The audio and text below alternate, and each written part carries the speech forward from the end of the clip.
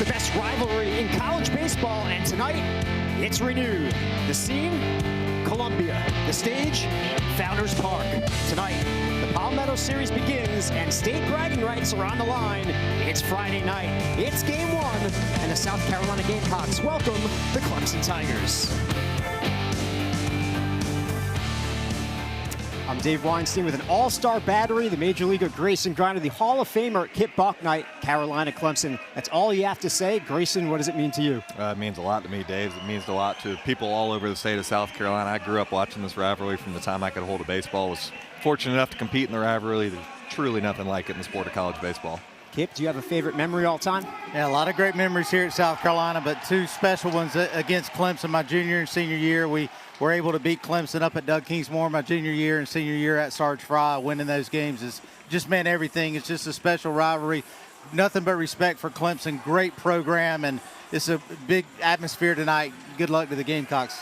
Looking to create some new memories tonight will be Talmadge. LeCroy always seems to play well against the Tigers. Yeah, he does. He's a former Tom Price Award winner. Really become the emotional leader for this team. Behind the plate and at the dish. Multiple hits in 7 of 9 games, including the last 6. Needs a big night for the Gamecocks. Meanwhile, it's the first taste of the Palmetto Series for Nate Savoy. He's been lighting it up. Yeah, Savoy has, Dave. You're right. Look at those numbers at the beginning of the season. 467, 3 home runs, 11 RBIs through 8 games. Been a big catalyst for this Clemson Tiger offense, and they're going to have to shut him down tonight, and it'll be Josh Gunther making his first start of the year. He's been pitching out of the bullpen, a guy that throws 4 pitches. He's got a cutter, a breaking ball, as well as a changeup, and his fastball is going to be 90 to 94. He's transferred from Wake Forest, and a guy that pitched really well this fall for him, as well as the spring, and he's getting the nod tonight on the mound. And here's the lineup he will face for Clemson. Leading off will be the second baseman, Jaron Purify, batting second, the third baseman, Tristan McClatty, batting third, the left fielder, Nate Savoy, cleaning up the first baseman, Luke Gaffney, batting fifth, the right fielder, Ty Dowley, batting sixth, the designated hitter, Jack Crichton, batting seventh, the catcher, Jacob Gerald, batting eighth, the shortstop, Tyler Lichtenberger, and batting ninth, the center fielder, Bryce Clavon. Here's your series history, 339th all-time meeting. Clemson leads the all-time series. South Carolina leads in Columbia. Clemson has won the last 5. And South Carolina, Grayson, they're looking to snap that streak. Yeah, Clemson's had the Gamecocks a number the last couple of years. Coach Bakich has a great team in Clemson. Again this year, kind of perennial top 20 team over the last couple of seasons. Gamecocks, as you said, looking to reverse the fortune there in the rivalry. First pitch here at Founders Park. Gunther against Purify. And it's a strike on the outside corner, 94 from Gunther. Purify, junior from Detroit, Michigan. He's a 3-year starter, 2-time captain, and a multi-hit game in the midweek on Tuesday against PC. Sky-high pop-up, short right field. It'll be the second baseman, Craddock. Nope, it's the right fielder, Evans. 1 down.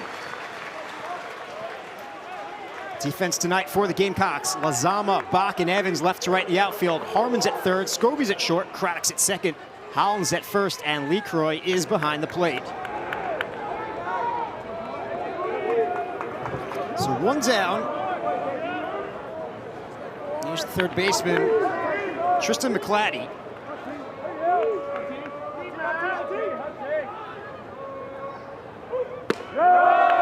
Ball 1. McClatty's a junior from Harlem, Georgia. Comes into tonight on an 8-game hitting streak, every game so far this season. He's had back-to-back multi-hit games. Was 2 for 4 with a couple driven in the midweek win against PC. Before that, 2 for 3 with a walk in the finale against Bryant on Sunday. And his third homer of the season, a 2-run shot that gave the Tigers the lead for good. Here's a strike. Gunther earned the win out of the pen on opening day. Grayson, we were here for it. 72 pitches afterwards. kind of talked to you about it. Thought maybe he'd be a Friday or Saturday night starter in the SEC. Maybe didn't think it would start this soon. Here he is against Clemson. Yeah, we kind of saw that maybe being the plan as that ball's skied to left. Lozama handles it.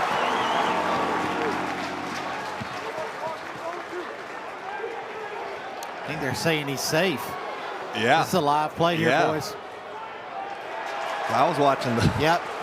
The third base umpire said that he was safe, that ball was dropped. I really thought it was on the exchange, or, you know, to go in to throw the ball to second base, but... He was very nonchalant about it, too. Normally in that, they're going crazy saying he dropped it. I couldn't tell if he was saying, no, it's, it's not what you think. Let's see here. That's definitely on the exchange. Yeah, I mean, I think he missed the call there. The right result happened. Correct. Back to your point, Dave. I mean, Gunther, we kind of saw him being groomed for this type of role early in the season. He was throwing in the 70s pitch count-wise coming out of the bullpen, so we knew at some point he was probably going to make his way into the rotation given his experience. Came to South Carolina. He wanted to be a starter. Savoy in the box.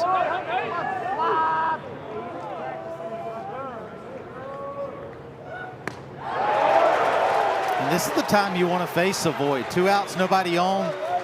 This is when you want to give it your best stuff here in Gunther and go right after him. Maybe save something in your back pocket for later on in the game with runners on. I'm challenging with my fastball here, throwing 94. He's shown a couple good cutters here early. Threw one to Purify, got off the end of the bat, and a good cutter at 90 right there. Now you got the whole toolbox is open, 1-2. Savoy, transfer from Loyola Marymount. Second team freshman All-American last season.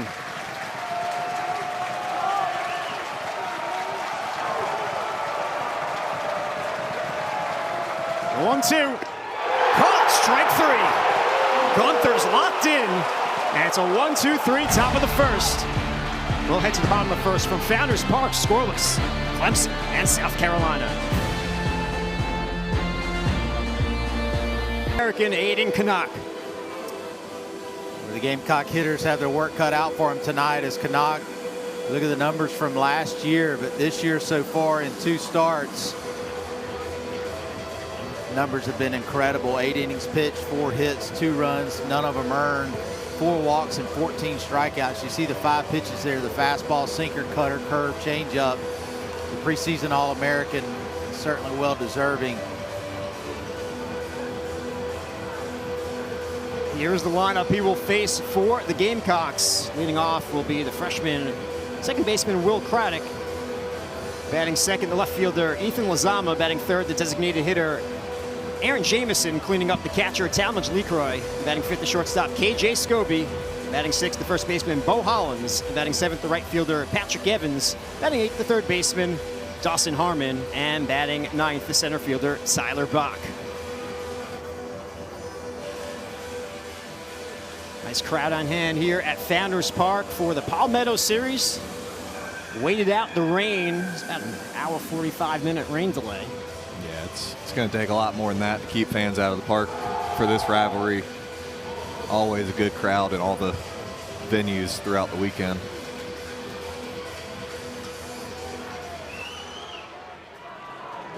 Craddock getting ready to step in.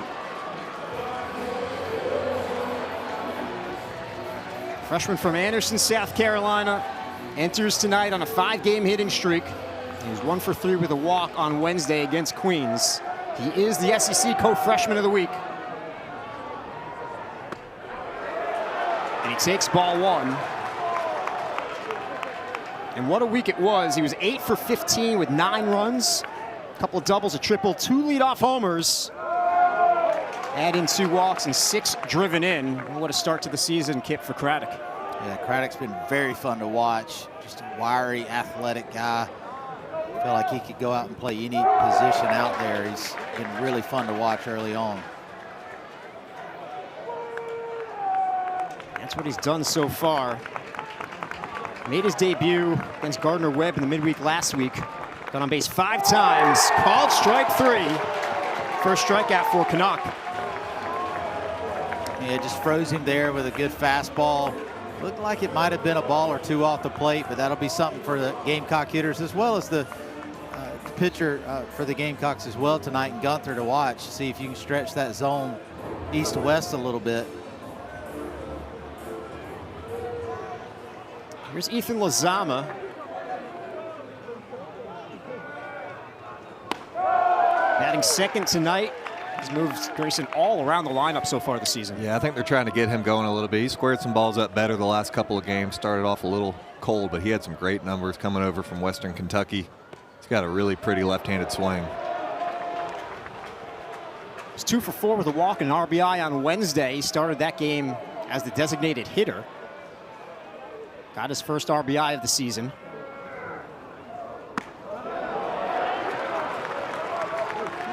Had a couple of hits over the weekend. 2-1 the count on Lozama.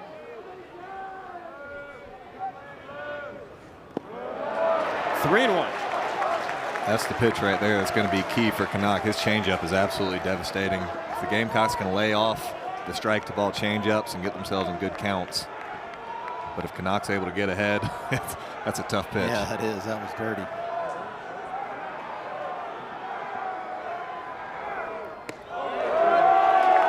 Speed for a strike. The count is full. Makes it especially tough when you can throw it 3-1. Yeah. I mean, that's No tough. kidding. Popped up foul territory. Gerald gives chase. Can't get there.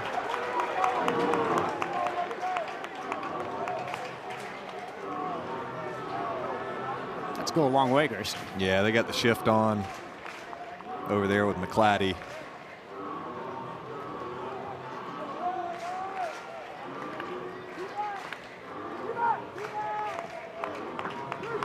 That remains 3-2 on Lozama. Third start of the season for Canuck. Both those no decisions last Friday against Bryant. 5 innings, just 1 hit. Couple of walks, 8 strikeouts. 3 innings on opening day against Army. 6 Ks in that start. Fouled off.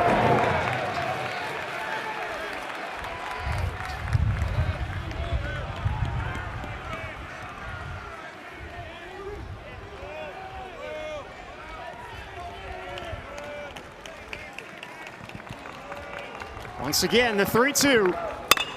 Oh, that's belted, but hooking foul.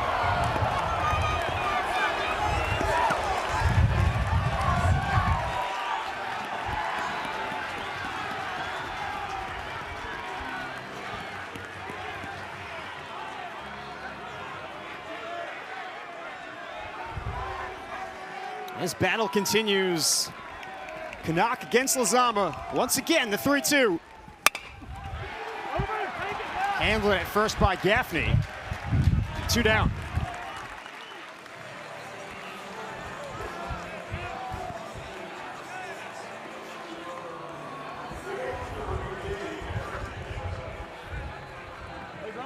So Canucks looking for a 1-2-3 bottom of the first.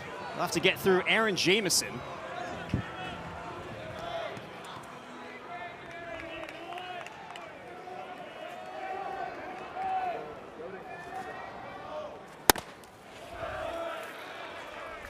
Ball 1. Jamison, a junior from Morgantown, West Virginia. JUCO transfer from Fort Scott Community College.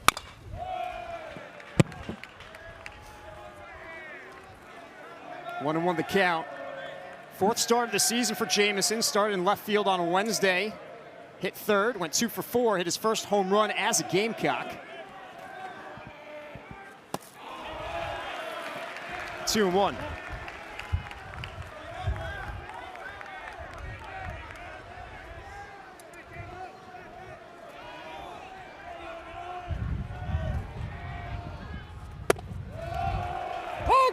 Count evens at 2-2. 2-2. Yeah, there it is again, Kip. He's proven he can throw it in hitters counts 2-1, 3-1. He's thrown a couple of changeups and landed them. Grounded up the middle. It'll be the shortstop, Lichtenberger, ranging over. He makes the play and throws out Jamison. A 1-2-3 inning for Canuck. We'll head to the second. No score between Clemson and South Carolina. Rivalry in college baseball, it means a lot to everyone in the state, one way or another, whichever side you're on. He said there's no hiding that fact. A lot of respect for Clemson, their program, what they've done already this year.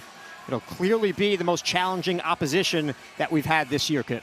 Yeah, I mean, obviously what Clemson has started off doing is quite impressive, and they've been really good. As Coach Backett just said, it's time for them to get to Omaha. They've been really close the last 2 years, and it's a solid program. And I tell you what, watching Canuck pitch, that changeup's devastating, but the fastball command has been outstanding as well. Gunther had a 1-2-3 inning of his own in the top of the first. Gaffney at the plate. 1-1 the count. Redshirt junior from Danville, Kentucky. He's on a 7-game hitting streak. 3 of those multi-hit games. Each of those 3-hit games. After a great start this season. That just misses. Gaffney hitting .464. 4 Tigers in the lineup hitting .400 or better. 3-1 the count.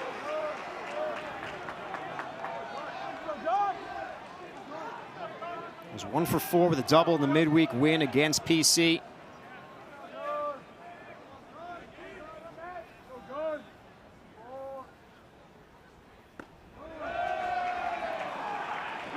That did not drop in. It's ball 4. First walk issued by Gunther, first base runner for Clemson. Yeah, Gaffney's got an incredible eye at the plate. 6 walks to only 1 strikeout coming into tonight. Doesn't offer at any of those borderline pitches away. Gets himself into a good hitter's count, and Gunther loses him with a breaking ball.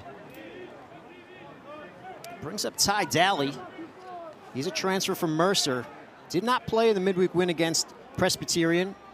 Did start the first 7 games of the season. Back in the lineup tonight. Fouls that off. He was 4 for 12 last weekend against Bryant. Couple driven in. Had his first multi-hit game of the season on Saturday. No extra base hits yet for Daly, for a guy who displayed a ton of power at Mercer. A little bit surprising.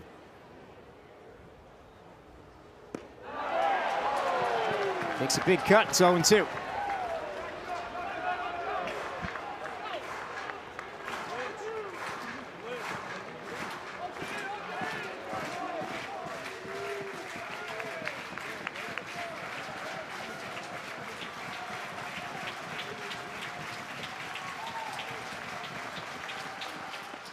Got him. Second strikeout for Gunther. 1 down in the second. And you get it, hitter in an 0-2 count. It's a good time to throw that kill pitch, and that was a good changeup. Has some good late life to it, and that broke late off the plate there. Good pitch by Gunther to get the first out of the inning. Gunther had 7 strikeouts in that opening day relief appearance in 4 2/3 against NKU. Crichton takes strike 1. Pitch is similar to me than we saw in the first inning. That pitch looks to be a little bit off the plate, but that's one of the things as a pitcher, a catcher, as well as hitters you have to watch early on in the game, Grayson. Oh, yeah, you have to adapt. You should know within the first couple of innings what the umpire strike zone is going to be. If I'm Lee Croy or if I'm Jarrell, I'm starting to get a pitch there, call a strike, start to expand as the at-bat goes on, see how much I can get behind the plate. Crichton in the hole, 0-2. Gaffney leads off first.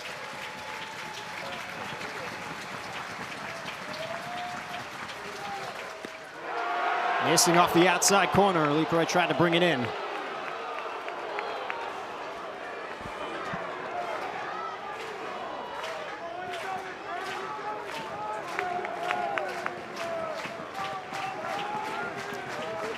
Four-year player for Clemson.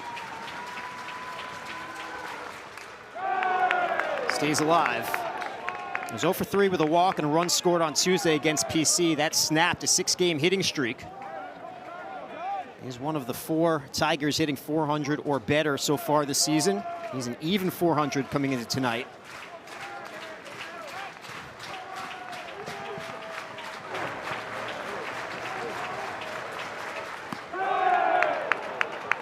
Count evens at 2-2.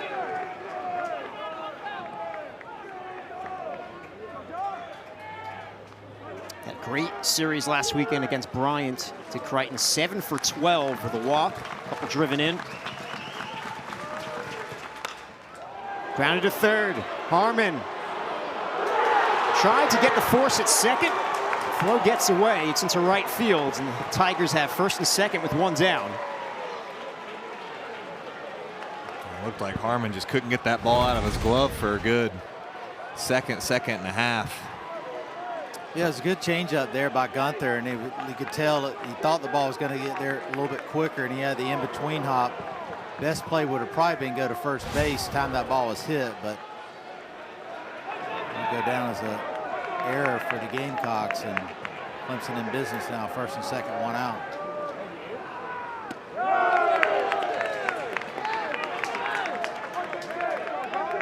RBI opportunity for Jacob Jarrell.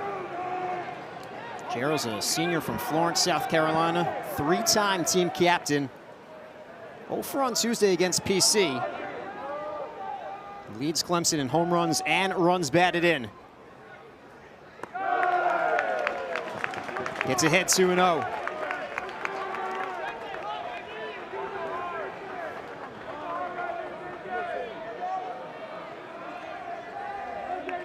Gunther had a tough last outing against Army. Was disappointed, thought he let the team down.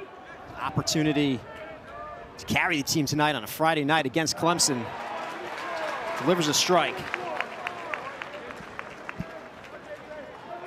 It's the matchup with the preseason All-American and Aiden Canuck. You know, Kippy was really excited for this start. Yeah, and you could tell. You saw the emotion in the first inning. Right now he's just got to remind himself he's 1 pitch away from getting out of this inning. He needs to try to, pick up his third baseman in Harmon right here. This is a big pivotal moment in the game if you're the Gamecocks. Coming off a loss against Queens on Wednesday night, making 3 errors. You definitely want to try to stay away from the big innings. So free 90s aren't good either. This is a tough position with a 3-1 count. Now the count is full.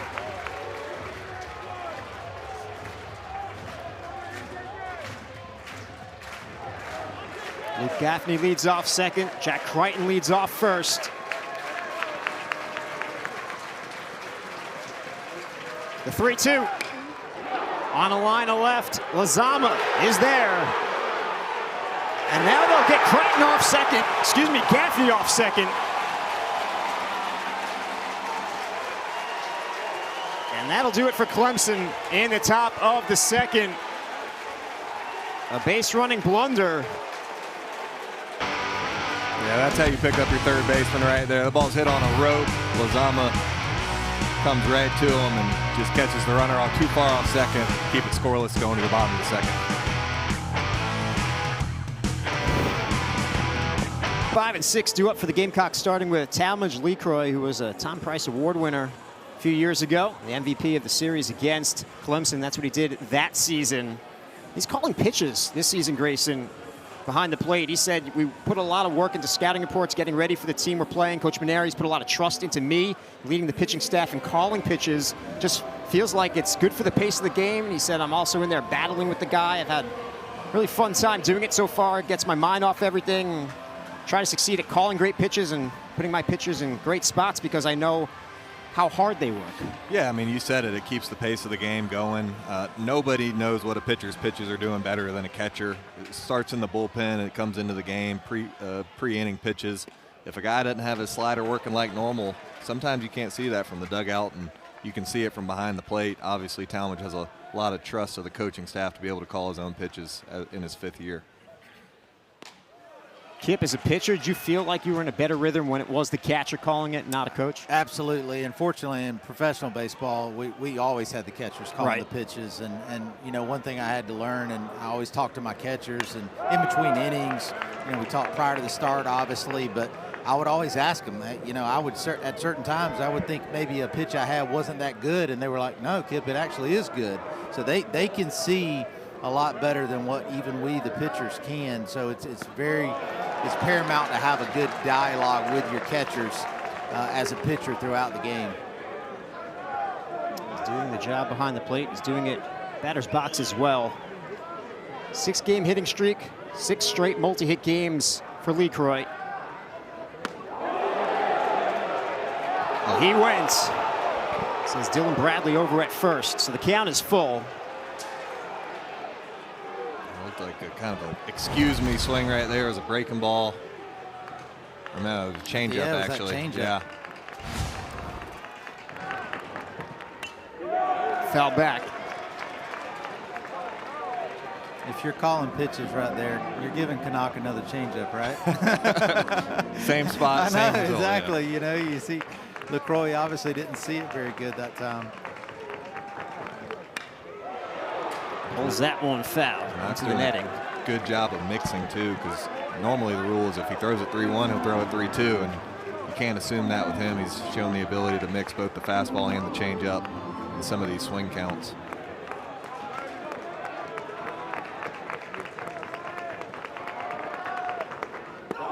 It's ball 4. Fired up LeCroy will take first.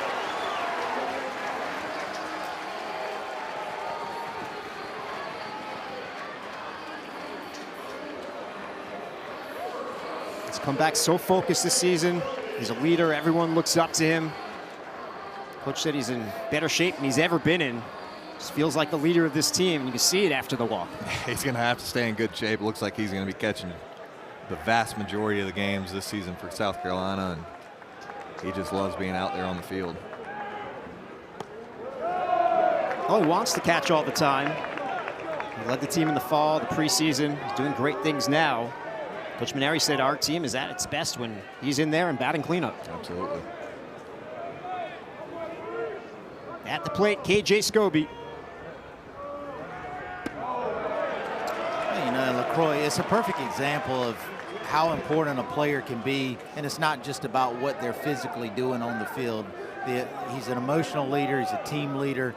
Nobody wants it more than him, and I just feel like that his just overall demeanor and everything just it's transferred to the other guys so well, and I'm just so happy for him in his 5th year.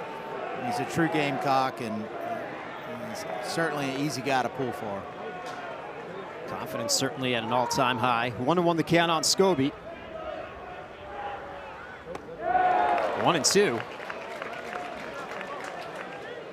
And yeah, that's 3 straight changeups right there to Scobie. Be interesting to see if he quadruple ups on it. You know, if that's a word, or tries to show him a fastball up or away here. I'm picking up what you put down, brother. 1-2. Foul back.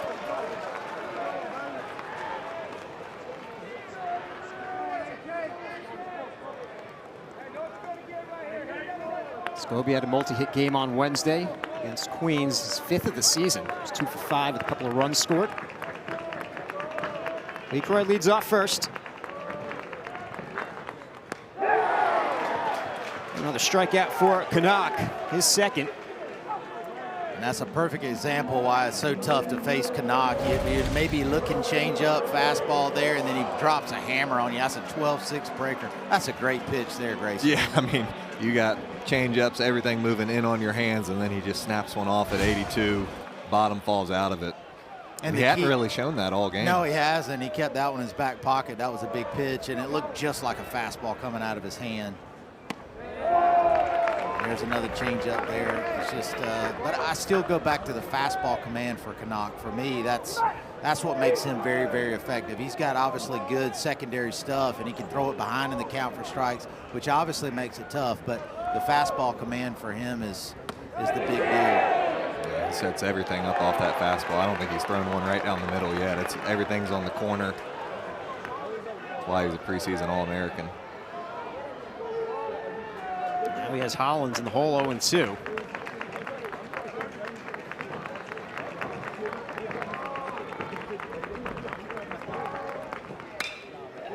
Chopped up the middle.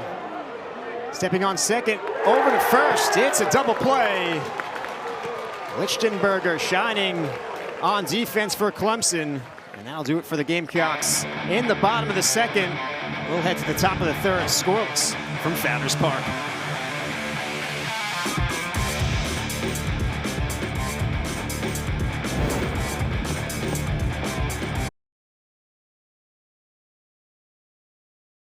The top of the third.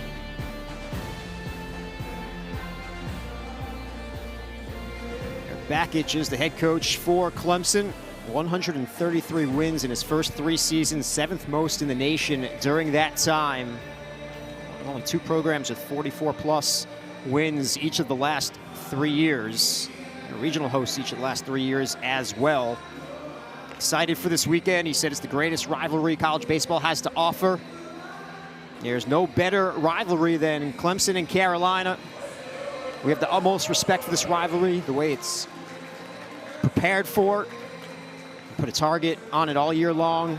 It's how we show respect for the rivalry. So the preparation has been going on since August. Grayson, we're excited to get down to Columbia this weekend. I know it's going to be a hell of a series. Yeah, saw the numbers there. He's done a phenomenal job at Clemson going into his 4th year here. And this is now his 4th Palmetto series.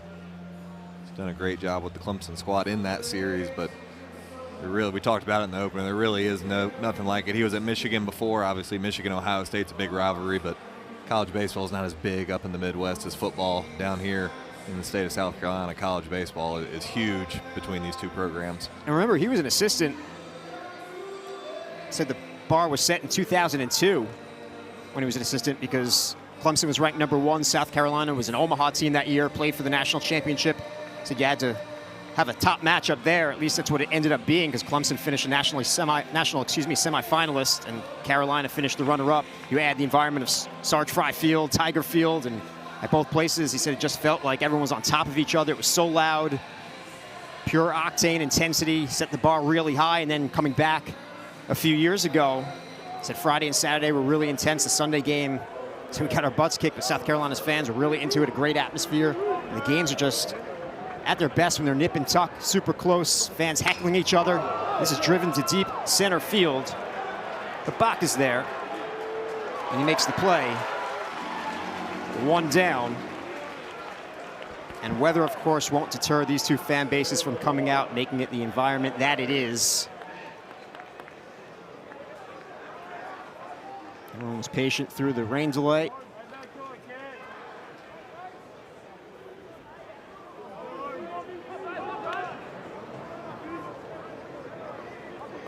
There's the number 9 hitter, Bryce Clavon.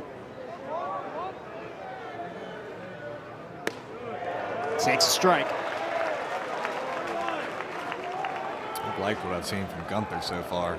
Pounding the fastball early and then starting to mix in the cutter and the breaking ball and the changeup. Other than that 1 walk.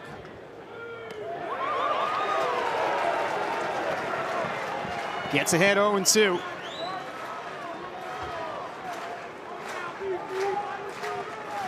Clavon, a sophomore from Stockbridge, Georgia, transfer from the University of Georgia. He was teammates with South Carolina's Eric Parker. Blows it by him.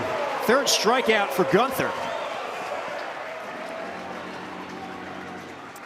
Great sequence there. Fastball, breaking ball he takes, and then goes with the elevated fastball there, challenging the number 9 hole hitter for the Tigers. Good stuff here from Josh Gunther. Strikeout in every inning so far. Here's Purify. Flew out to right field his first time up. He's 0 for 1.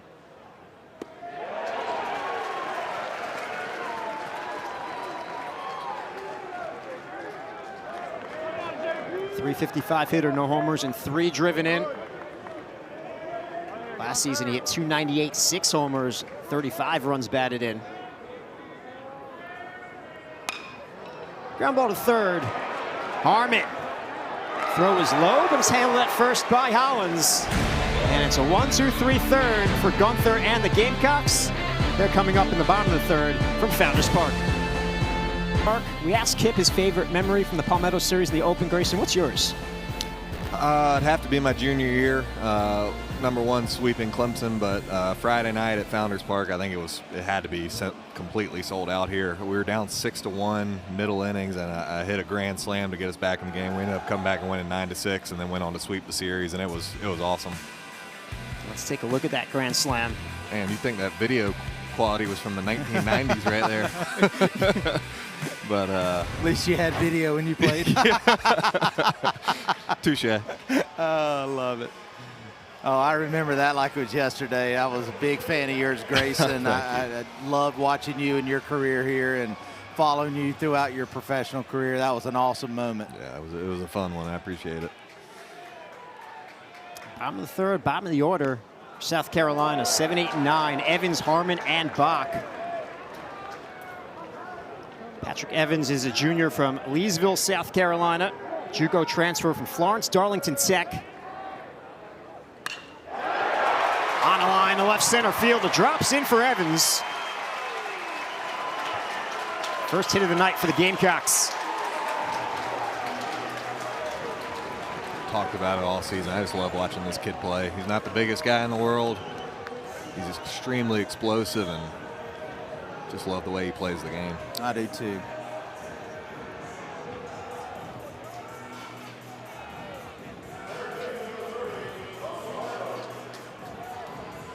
There's another JUCO transfer, Dawson Harmon.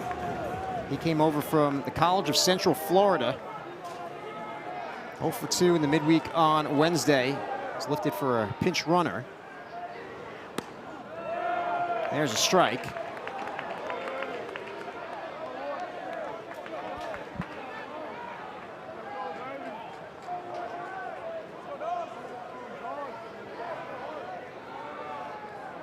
JUCO All-American. That's a foul ball.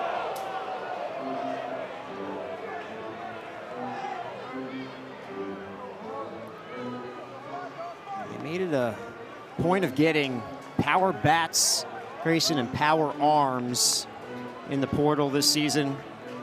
Harmon's a JUCO transfer, but he brings that power bat. Yeah, we've started to see it come alive a little bit more here recently.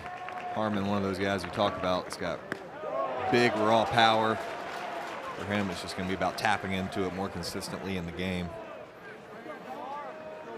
So he's got that big leg kick. Homeward opening weekend against NKU. Another strikeout for Canuck. That's his third. Goes back to that changeup there. It's so good. Looks like a fastball coming out of his hand. He's got that late life. Good arm side run. Makes it so tough on the hitters. But without the fastball command, I just don't think that pitch is as good, Grayson. It's a really good changeup. I couldn't agree more. I mean, that fastball sets everything up. And we talked about it off air. I remember it reminds me of Veach that used to pitch for South Carolina. Very similar action out of his hand. It used to amaze me watching him how he'd throw 10, 11 straight changeups in a row, and they still couldn't do much with it.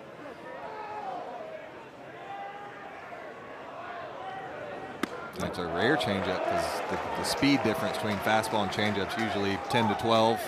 And Canuck will be mid-90s, and that changeup 76, 77. It's unreal. Some pros throw him over and over as well, like Devin Williams, Major Leagues. Yeah, that's not when you know you've got a plus pitch. It's obviously really good, but you know I can remember watching Veach at times going, gosh, if he threw some more fastballs, because his fastball was good. His fastball was 92, 93, maybe even a little bit a touch higher, and his fastball command was good, and you know, it's everything just is based off of that fastball command. 1-2 the count on Bach. Wofford transfer. Broke out Wednesday against Queens. Was 3 for 5 with 2 runs batted in. The second home run of the season. 2-run shot. Evans leads off first. Count evens at 2-2.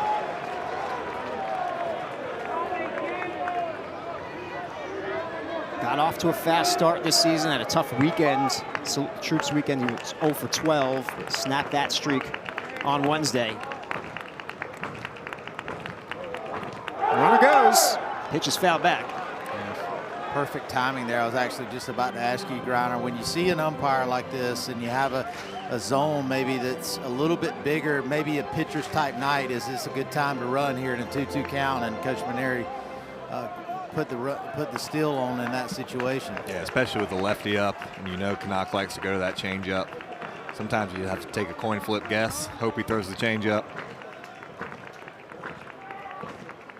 There it goes again. There it was. Yeah, that's you know, you talk about what a manager has a chance to do in a baseball game, and there may be 3 or 4 opportunities for them to make a big call, and I think that's an excellent job by Coach Maneri. Like you said, you got a lefty up, probably going to be throwing some change ups, and that's big. You want to get runners in scoring position as much as possible. 3-2. It's ball 4. First and second, one down for the Gamecocks.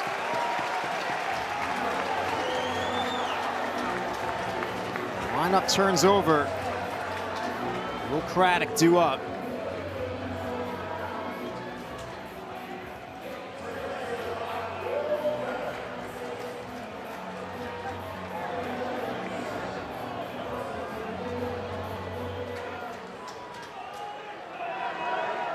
It's been a bright spot as the leadoff hitter.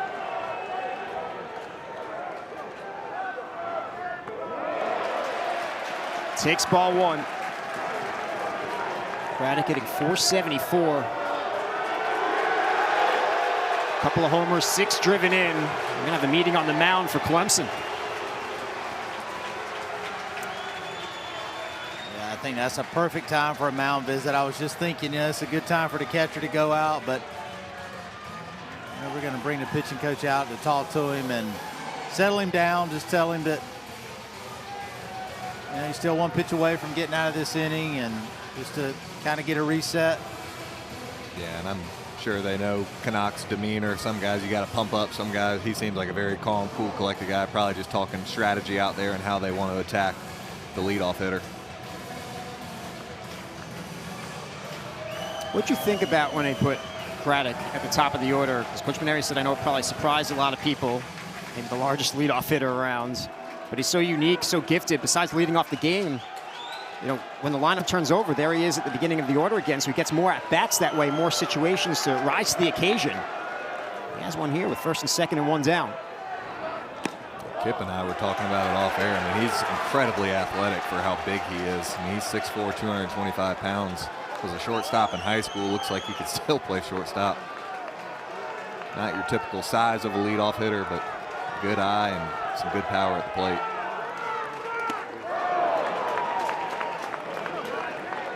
And I think the biggest thing you say there too is getting him more opportunities to get up the bat, and that's what happens when you put him at leadoff. You know, you think about it, if you're down on a run or 2 and you got 8-9-1 coming up in the last inning and he's batting 3rd or 4th, you might not get to him.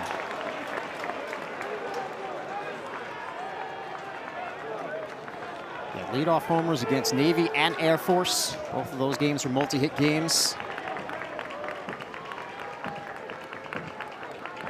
The 2-2 skips in.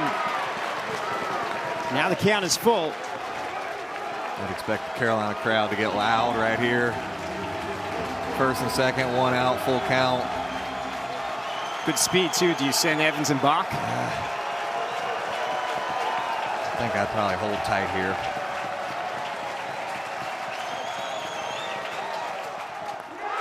It's ball 4. The bases are loaded with Gamecocks. 1 down here in the 3rd. Back-to-back walks issued by Canuck.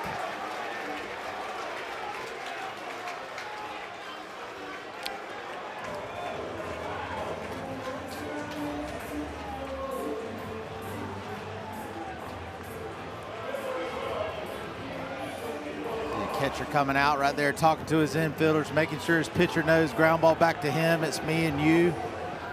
Good communication there. This is a perfect time for Clemson to be able to try to slow the game down mentally here.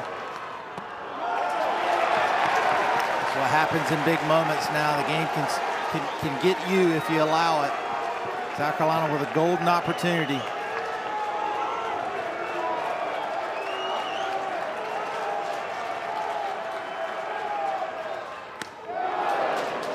One the count on Lozama. Grounded out his first time up. He's 0 for 1. Transfer from Western Kentucky. Yeah, Lozama's got those long arms too. You can see Canucks trying to get up and in on his hands, not let him get extended.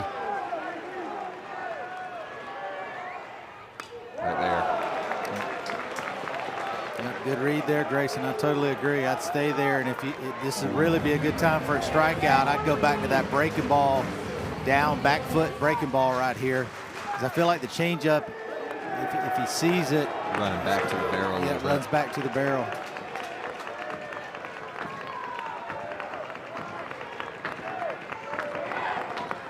That will get past Gerald. Evans comes home. It's 1-0 Gamecocks.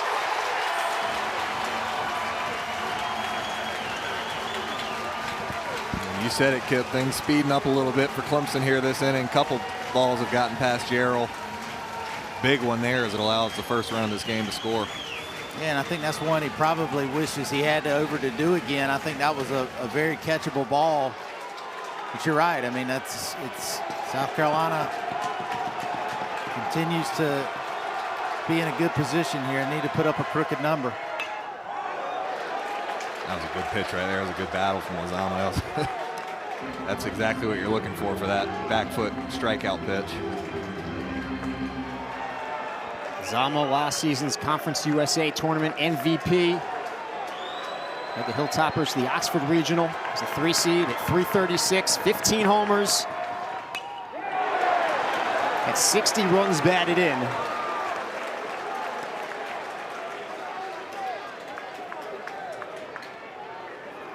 Battling against Canuck. Second and third, one down.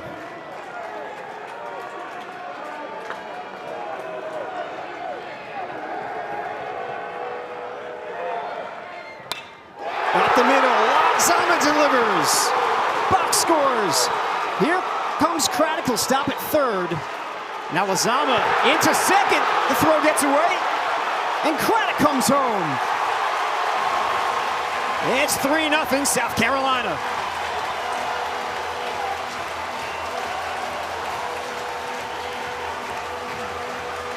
I think this home environment's getting to Clemson a little bit. Game speeding up. That's exactly what Lozama wanted. A ball out over the plate that he can get extended on and shoots it back up the middle. Yeah, and down, Grayson. That pitch is down there. Just really a mistake there. That's one that Canuck will go back and he'll learn from. He's got to, all these kids are young. He's going to learn from that. He had him up. Yep. To me, the pitch there is the fastball chase up and going to that fastball down. A lot of times you think fastball down's a good play, but not there.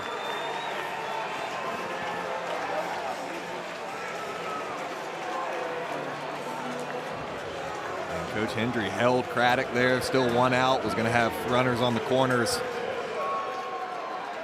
Gerald comes out in front and misfires back out to center field. Now an RBI opportunity for Aaron Jamison.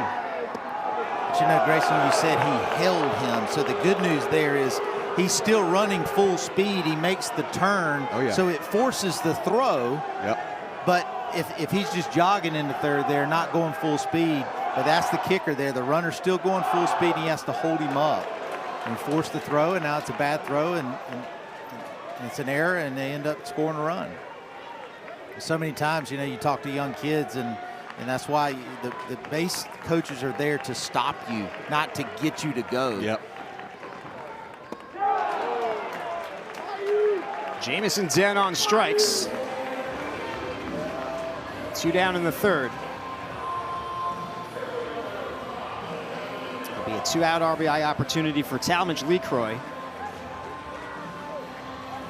walked back in the second.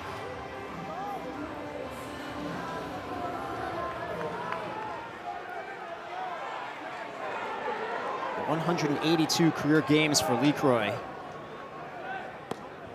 Pitch outside.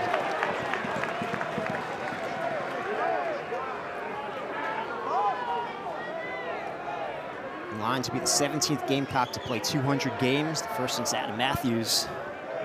Played from 09 to 2012. Pitch up high.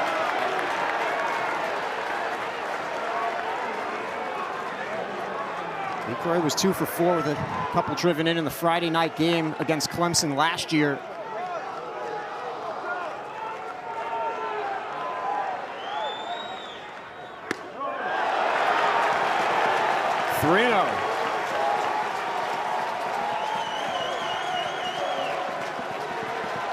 Green lighting here, Grayson?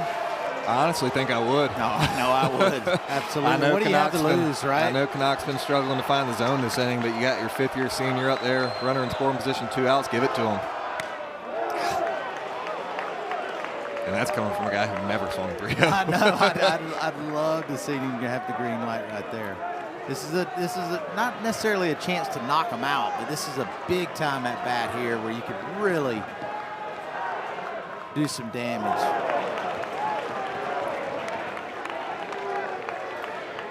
Count is full. 66 pitches already for Canuck.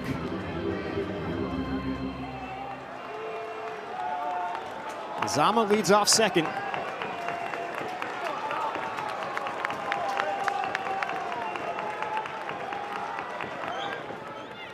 And that hits him. So he's aboard for the second time tonight.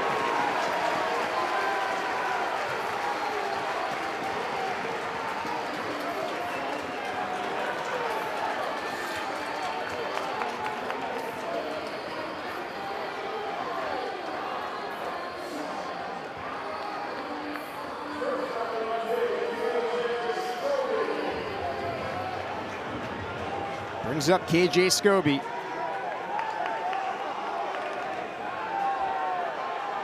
Two homers in the season for Scobie. Attacks the first pitch and drops it into right field. Lazama's coming home. They get LeCroy at third, but Scobie drives in another run. South Carolina takes a 4-0 lead after 3. Hopefully LeCroy's okay. The emotions of the Palmetto series. South Carolina, they've come to play. They lead Clemson 4-0 through 3.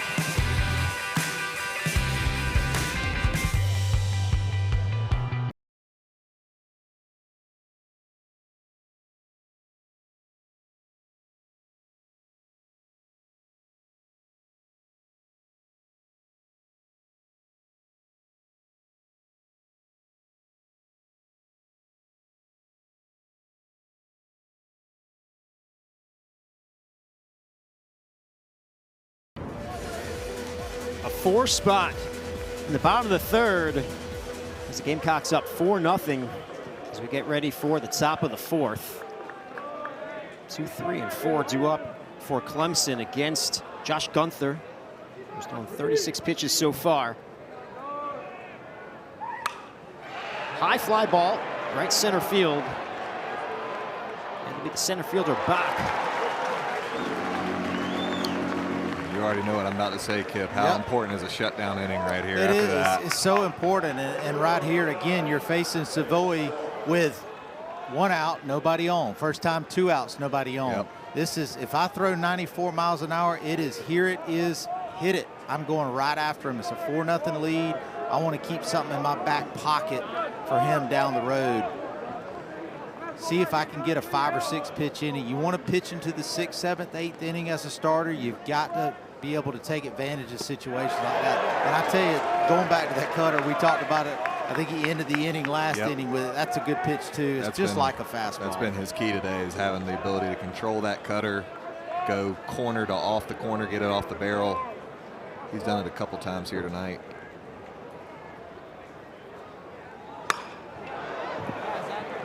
Pulled foul. 0-2 the count on Savoy.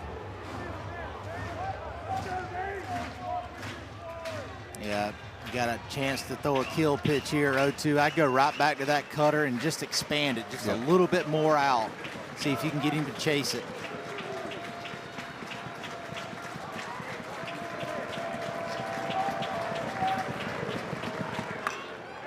Goes with a changeup, good pitch, great athletic play there. Boy, I love watching that, Grayson. I love seeing an athlete pitching. Just a great job of sprinting over there, breaking his feet, chopping his feet, making the play, and a good athletic play by Hollins, too, on a tough throw. Yeah, I know you love a good PFP. Yes. Good footwork, as you said.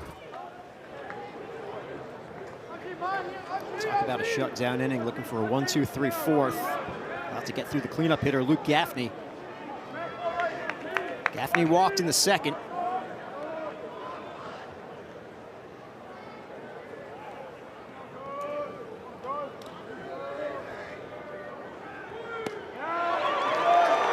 Strike one. Gaffney in his second season with Clemson. Last year he hit .271. Hitting .464 after a great start in 2026. That's looped over the head of Hollins. A two-out single for Gaffney.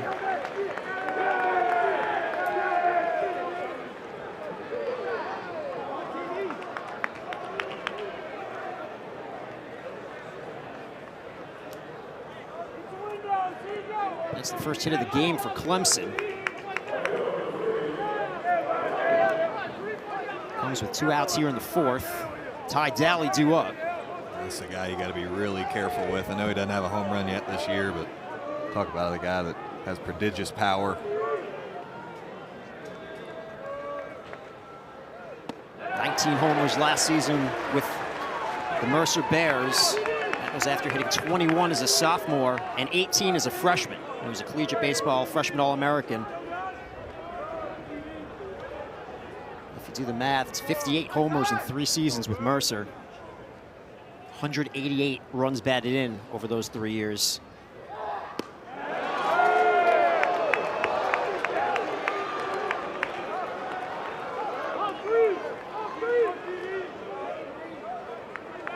.71 runs batted in as a sophomore. First Mercer Bear to hit 70 since Kyle Lewis did in 2016, and he won the Golden Spikes.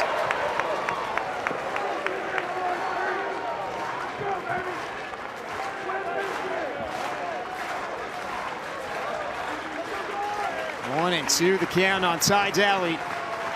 Gaffney leads off first. 4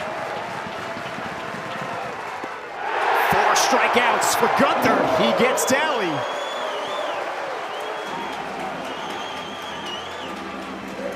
Really good stuff from Gunther there. Goes with the changeup, curveball, changeup combo. Love to see the excitement.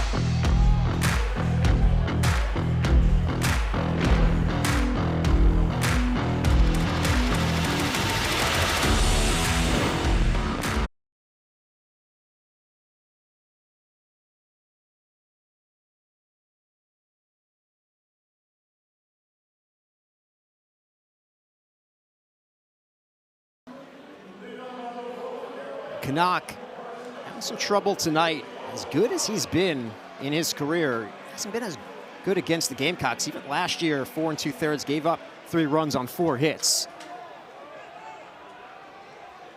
4 runs on 3 hits so far in this one. That's grounded foul off the bat of Hollins. I think he can live with the hits. It's the walks and the hit by pitch that's really going to bother him. Not a guy that walks a ton of guys. And this game starts and ends with throwing the ball over the plate, not giving up free 90s. I think 3 walks and a hit by pitch so far here tonight.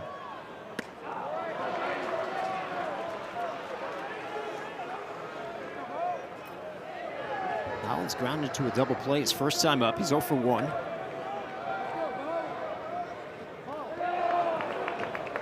Falls behind the count. He has been heating up, had a good midweek, went 2 for 4 with 3 driven in against Queens. Returned to the lineup on Sunday against Air Force. Was 2 for 2 with a walk and RBI. After not playing last Wednesday or Friday, not starting last Saturday, he played off the bench. Scuffled a little bit, Grayson, at the beginning of the season.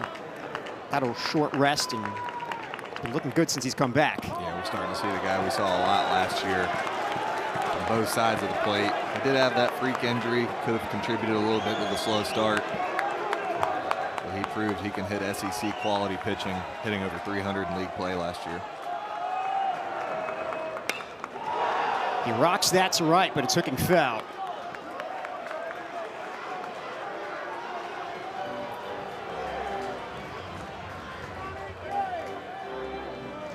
I mentioned the injury. It was to his non-throwing shoulder. Bothered him in the preseason. He strikes out here. 5th strikeout for Canuck.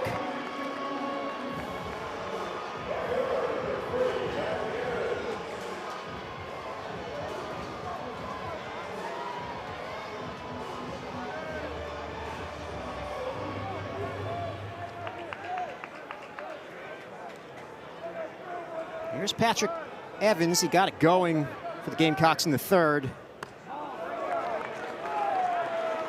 Led off the inning with a single, stole second, scored a run. Average at 308.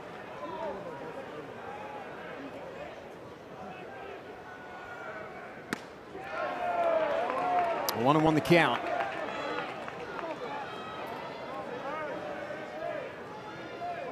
Evans had a tough night on Wednesday, was 0 for 5. He was solid last weekend against the military academies, 4 for 8 with 4 walks.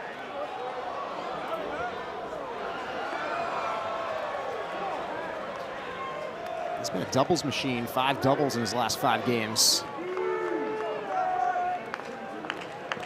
A pair of them on Sunday against Air Force. Called, strike 3. Back-to-back strikeouts for Canuck. 2 down in the 4th. Yeah, Canuck doing a good job of mixing things up. Probably looking for something off speed there. You definitely froze him with the fastball in. Really hasn't thrown the fastball in to righties much at all tonight. That's why scouts certainly love to watch this young man pitch. That's big time. Harmon's the left side. Lichtenberger, a long throw.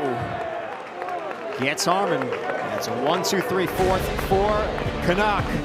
We'll go to the 5th. South Carolina leads Clemson 4-0. On pitching of Josh Gunther. Monty Lee has been on both sides of this rivalry. He's said in the past, I'm from South Carolina, born and raised here. Whole family's from here. Coaching the state my whole coaching career. I was an assistant at South Carolina, then a head coach at College of Charleston, Clemson, now back at South Carolina. Associate head coach. He's been a part of many of these series. It's fun for the state, fun for our fans. A unique experience playing in 3 different parks in 3 days. Not sure another rivalry weekend is like this.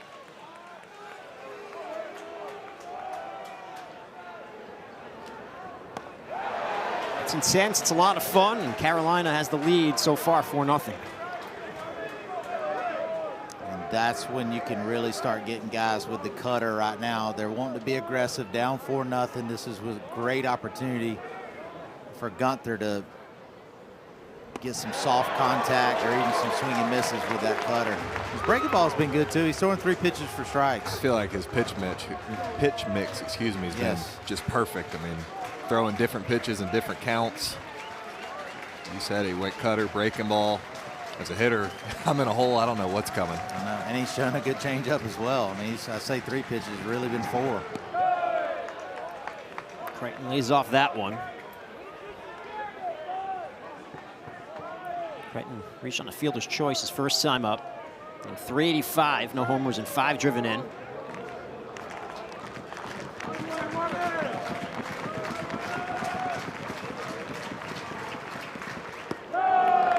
Two and 2.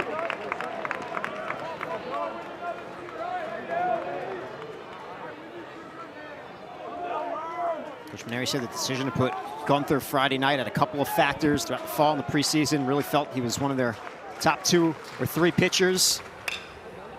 Grounded it short. Scobie gobbles it up. The throw is low. Hollins, who's usually a sure thing at picks over at first, unable to get that one, so Crichton will reach. Gamecocks have been able to get away with a couple mistakes. Had the ground ball to Harmon early and were able to get out of it. The more of those mistakes you make against a top 20 team like Clemson, the more opportunities you give them. Yeah, that's a tough play for Hollins. One, I agree with you, Dave. He's so good over there. He's up spoiling you, but that'll go down as an E6. Gerald fouls it off. Getting back to Gunther, though, guys, on Friday night, Coach Maneri said he was obviously disappointed when he wasn't selected to be in the weekend rotation to begin with, but he showed what he's capable of doing after that first game of the season when he came in out of the bullpen. They can extend him. He was used as a short reliever at Wake, but one of the reasons he came here is the opportunity to be a starter, pitch in a more extended role, has a ton of experience. He pitched against Clemson before. Coach Maneri said, I don't think the Friday night lights will be too big for him. The confidence that I have in Gunther is extremely high. He's fearless, has good stuff. He'll go out there and attack the hitters. So I think it gives us the best chance to get off to a good start on Friday night. So far, that's been the case. Oh, wow. Pitch clock.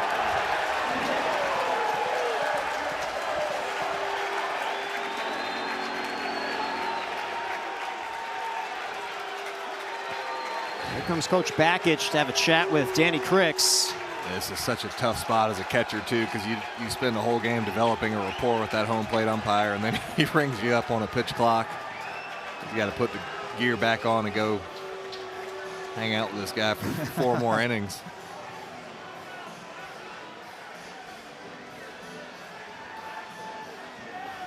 Gives Gunther a 5th strikeout. Absolutely.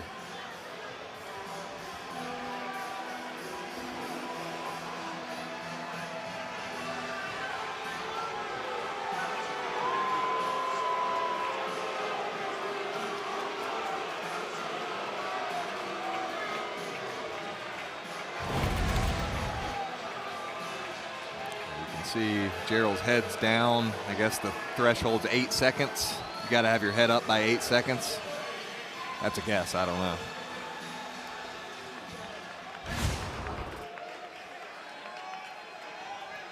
Gerald's down on strikes. 1-on-1 down for Lichtenberger. Strike 1.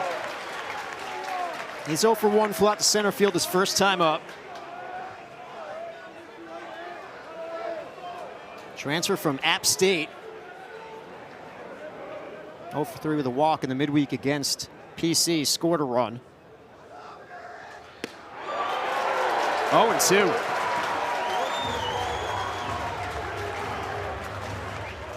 Talk about the pitch mix. I don't think I've seen him double up once. I was about to say, something different every time. Great time to double up inside fastball right here. Nice block.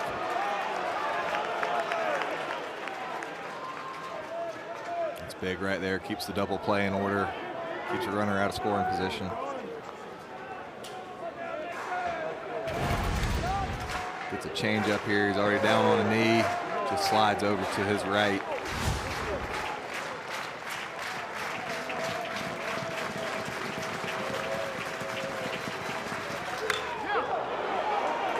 Line drive towards the gap. Crichton will stop at third. It's a double for Lichtenberger, and Clemson is in business here in the 5th. Lichtenberger really crushes this ball. Great job by Tyler Bach sliding over and preventing a run from scoring. It looked like he may have tried to go fastball in there. That pitch just ran back over the middle of the plate, up in the zone. Really good piece of hitting there by Lichtenberg. But you're right, great sliding play by Bach to really save a run there. Probably would have been a run-scoring double. Got it in really quick. That's how big that error was. I mean, it would be runner on second, nobody out. Now you got second, third, 1 out. And this is where you got to be very disciplined as a starting pitcher. It's hard not to try to, put up a zero. This is where you got to stay out of the big inning, just get 2 more outs. Now when it's 0-2 though, now I'll go for the strikeout. Now you can go for the strikeout. Struck out Clavon in the 3rd. One of his 5 Ks so far.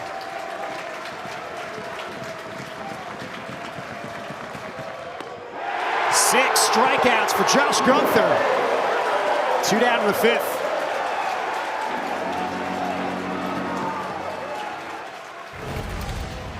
Well, another curveball, then change-up combo. That is a really good pitch right there. Yeah, that's not a spot that's going to hurt you either. Change up, breaking down, and finishes right at the knees. Big out.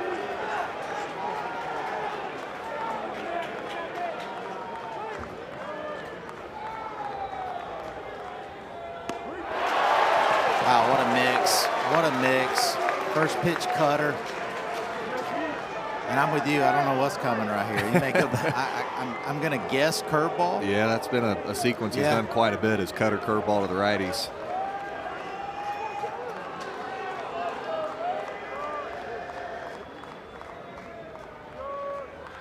There it is. This place will erupt if he gets another strikeout right here.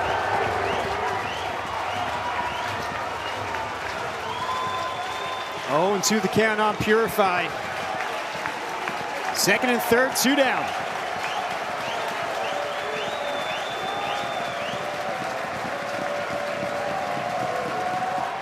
Gunther strikes out the side and electrifies Founders Park, tying a career high 7 Ks.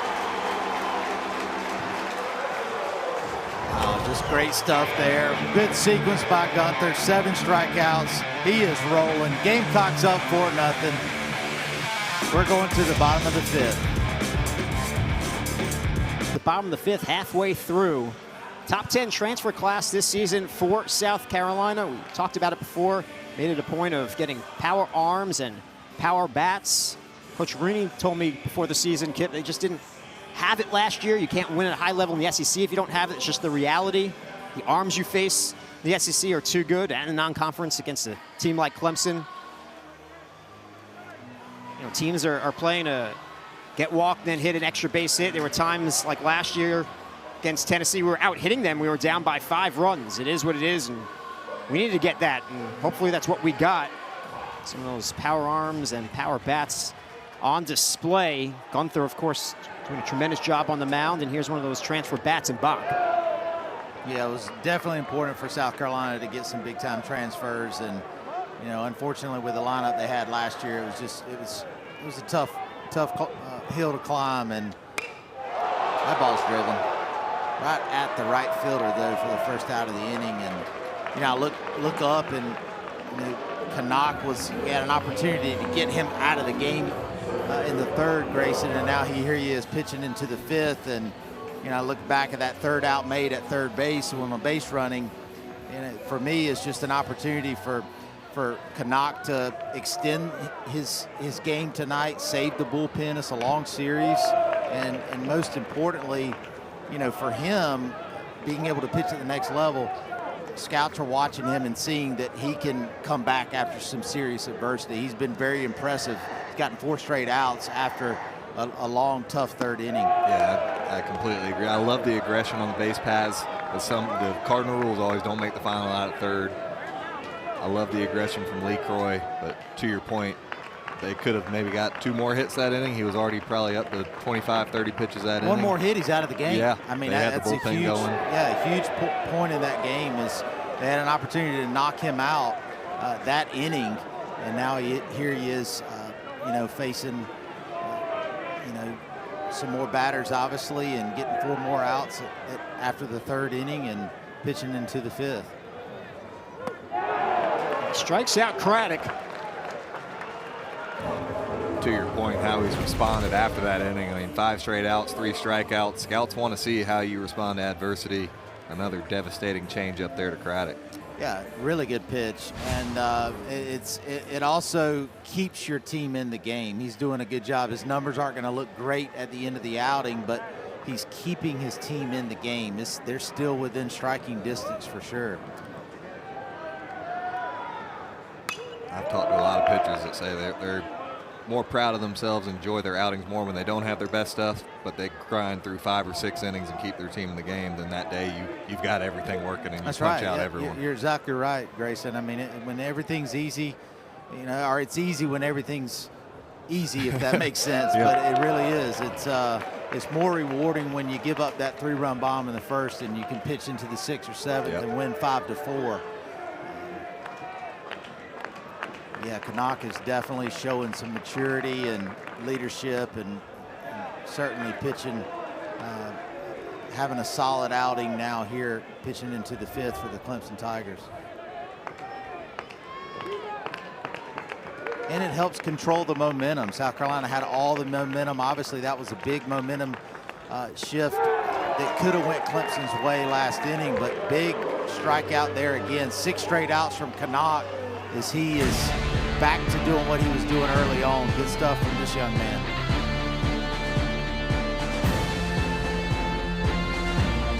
Gunther, Kip, what has impressed you the most from the right-hander? Right, the 4-pitch mix. You see the curveball, the changeup, the cutter. It's just been really, really good tonight.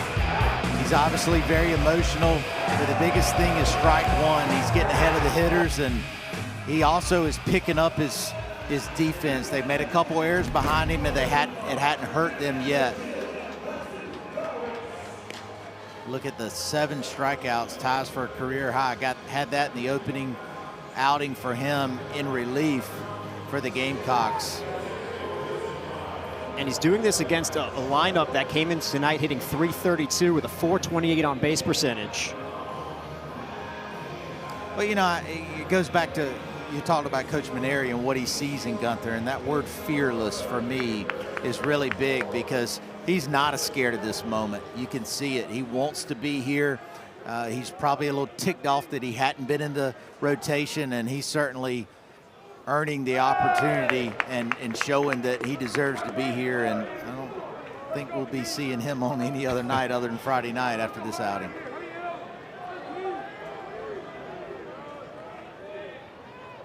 Two, 3, and 4 due up for Clemson. This is McClatty. 2-0 the count. He's 0 for 2.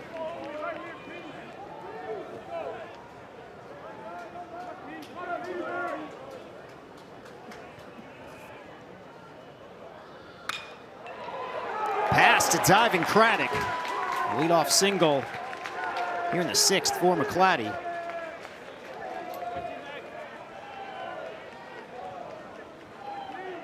So this for me is kind of like that 2nd and 3rd 1-out situation here. That runner at first means absolutely nothing. I'm not saying you don't want to worry about him stealing a base, but this is where you get 3 outs. Yep. Do not worry about him. Pitch for your team here. Control the game. Stay out of the big inning. Especially with this portion of the lineup. 3, Exactly. 4, 5, you don't want to worry about that guy on first and leave a pitch over the middle of the plate. These are the guys that can put it out in the crowd. Yeah, and Grayson, I didn't learn that until it was failure. Yep. I learned it through failure. Many times I'd try to be too quick to the plate and do a slide step facing guys like this, and you learn the hard way. You get whiplash pretty quick. It's ball 1 to Savoy. Tigers' leading hitter so far began the season with 4 straight multi-hit games. Had that monster opening weekend against Army, was 8 for 11 against Army pitching. Has line-to-line power, unique skill set. Fouls that back. And I was just thinking it would have been a good time for a mound visit after that 1-0 count. I want to do it after a swinging strike there and a foul ball, but definitely a moment where Gunther needs to slow the game down and just focus on executing his pitches. Popped up. Craddock camps under it. 1 down. That's really been the key tonight. That cutter gets it off the barrel again. Ball's just moving at the last second off the fat part of the bat, and I can think of 5 or 6 pop-ups or ground ball outs that Gunther's gotten off that pitch. I'd go right back to it right here, try to get a 6-4-3 or 5-4-3 double play off of it.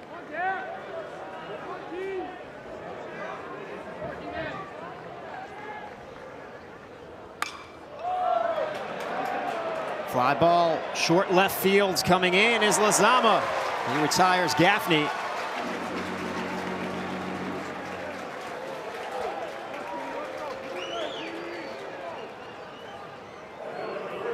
So 2 down, a runner at first for Ty Daly.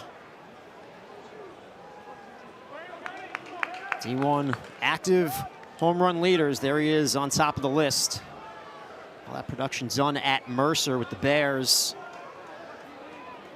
He had a career OPS over 1,000 there in 3 seasons. He's ranked the number 31 transfer hitter in the nation by D1 Baseball this season.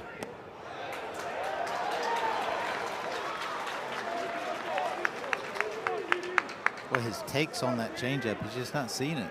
Yep. This is really one of the best pitch mixes I've seen from a Gamecock starter in a long time. I totally Normally agree. I can somewhat guess what's coming. I know. That was a first pitch changeup. Haven't seen many of them. The runner goes. It's all right. Yep. Stolen base for McClatty. I've been waiting on him to go because he's come and said he's not really changing his hold times too much, and that's okay in this situation. That's something he can learn from and talk to his coaches in the dugout. And to your point, it was a quality pitch. 0-1, now you're 0-2. Exactly. That's right.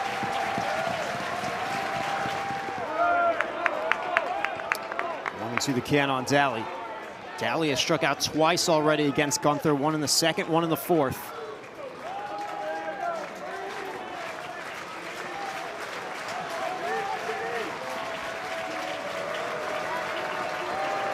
McClatty leads off second. The 1-2. Grounded foul. This is where I really feel like Gunther could go with that fastball in right here. He's got him looking out over the plate. Everything's been slow, or either the cutter in, but I think he's gone. Cutter, changeup, curveball, last 3 pitches go up and in on the hands. Another changeup. That was the spot to do it, though. Now 2-2, you just go with what you feel most comfortable with and can get a swing and a miss. 1-2 is the spot to try and set that up. Fans here at Founders getting behind Josh Gunther.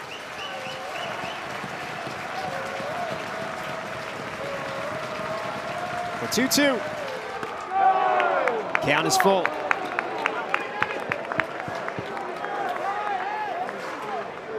First base is open. Jack Crichton's on deck. Daly looking for a 2-out RBI. Trying to get Clemson on the board here. 8 strikeouts and 6 shutout innings for Josh Gunther.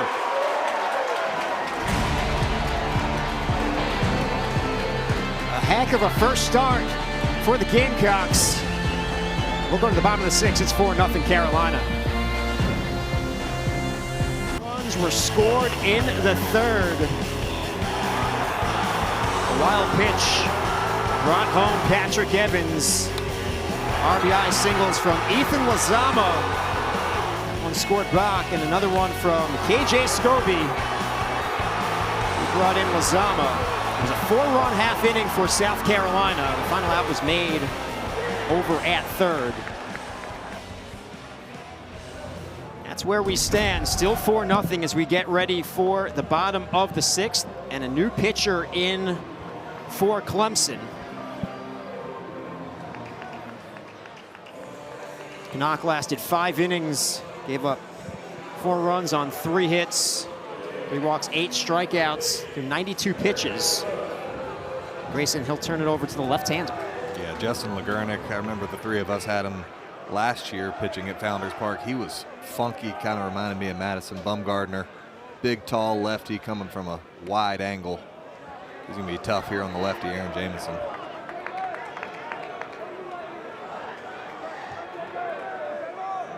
Third appearance of the season for Legurnick. He's given up a couple of runs, but neither of them earned. Opponents hitting just 154 against him so far.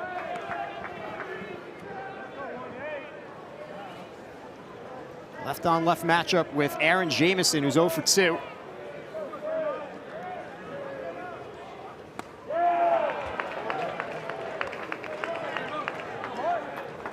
Jamison pretty well traveled, spent his freshman season at his hometown school, West Virginia, played in 44 games with the Mountaineers. Last season, the JUCO level, Fort Scott Community College. Lays off, the count evens at 2-2.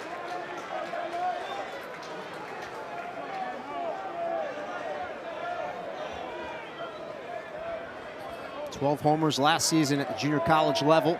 1 so far this season for Jamison. He's worked the count full.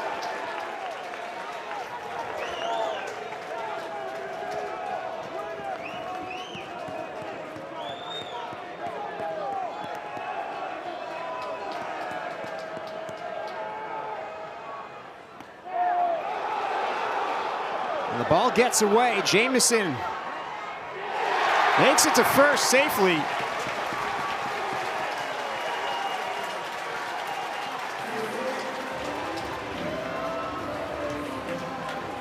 Leadoff man on here in the 6th. I was just thinking, with a 4-0 lead here in the 6th, South Carolina's going to be looking to try to manufacture a run. Didn't maybe think they'd get the inning started that way. The drop third strike. Just a ton of movement on that fastball from Legurnick. Gerald, yeah, I would imagine he'd unable be a to tough handle guy to catch. That it's wiry. He's got a little bit of a funky delivery. He hides the ball real well. I would imagine a tough guy to square up. LeCroy walked in the 2nd, was hit by a pitch in the 3rd. Came into the season with a on-base percentage for his career over 400. Right now it's at 561.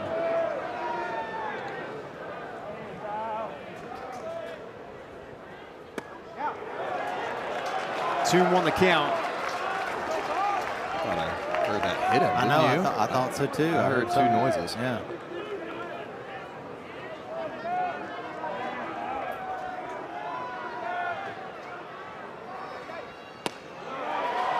It's ahead 3-1.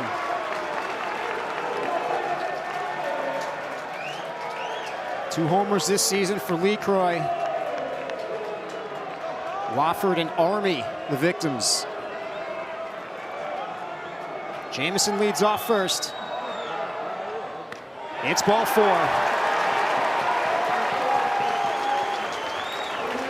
He'll reach for the 3rd time tonight.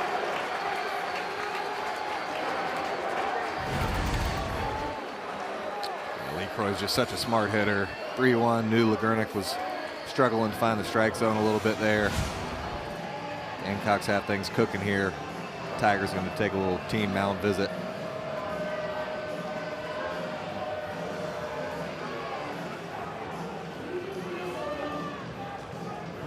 And probably just a reset here for the guys for Clemson. Maybe even talking about making sure they know bunt coverages here, potential bunt situation. I think we very well could see a bunt right here. I know Scobie's got some power, one of your better hitters, but 1st and 2nd, nobody else. You're already up 4. Got a chance to expand that lead. Third baseman's playing back, though. They're not expecting it.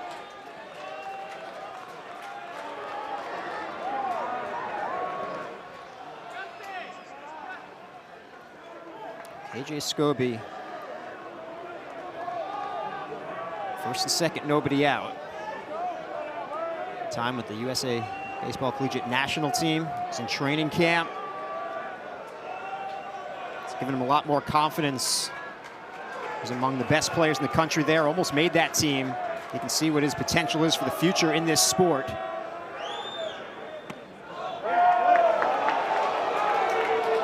Strike 1.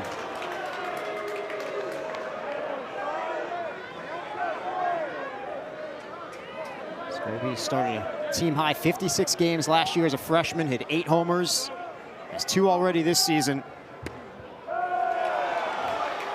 He's in the hole.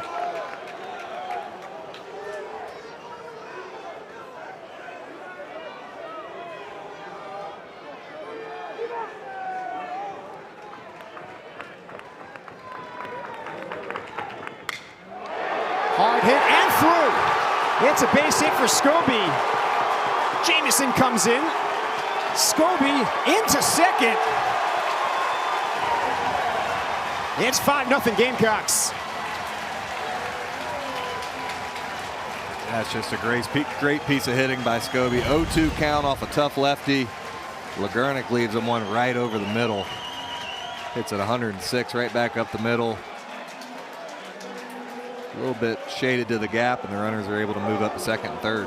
Yeah, that ball should have went to second base there to keep the double play in order. But the biggest thing for me is Scobie takes 2 fastballs in, didn't like either one of them. Yep. And then they called fastball away there. That just amazes me. Yeah. You know, I sit there and watch that. I'm like, I go right back into Scobie, and he gets something to hit out over the plate. Yeah, especially in a double play situation. Just a good job by Scobie. Battling there with 2 strikes. Picks up the RBI double at second and third. Still nobody out. Switch hitter Bo Hollins due up. Mound visit for Clemson. Coach Bellinger, the pitching coach, out to have a chat with his left-hander. This is where if you're the Gamecocks, you go for the knockout punch. Absolutely. Try and put up another crooked number. You know this Clemson team can swing it.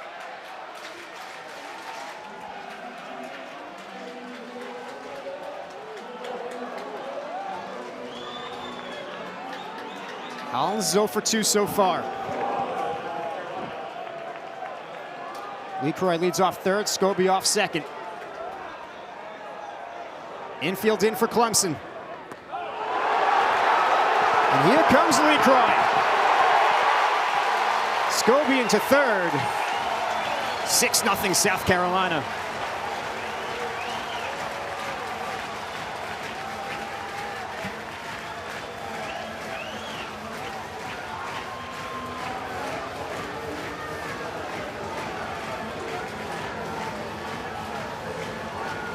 You don't think a home field advantage matters in college baseball. Clemson's made some mistakes tonight they haven't made all year. South Carolina's feeding off the energy offensively and on the mound and defensively.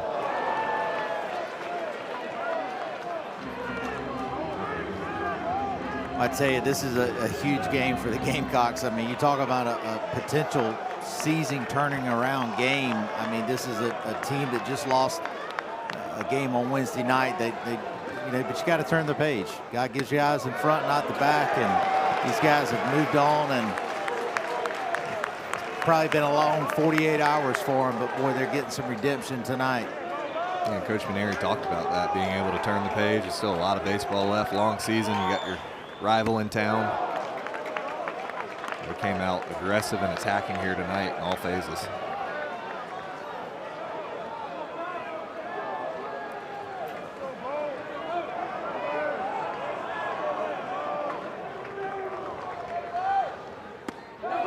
I think it's an example too to be able to talk to the guys afterwards. Hope for the Gamecocks. Hopefully for them, they obviously come back or stay ahead and win this game. But you can still learn. You still made some mistakes tonight. There's still things to learn from. But most importantly for me tonight, it's the way Gunther's been able to pitch and shut Clemson down. Up the middle, Purify throws out Hollins. 1 down. Scobie remains at third.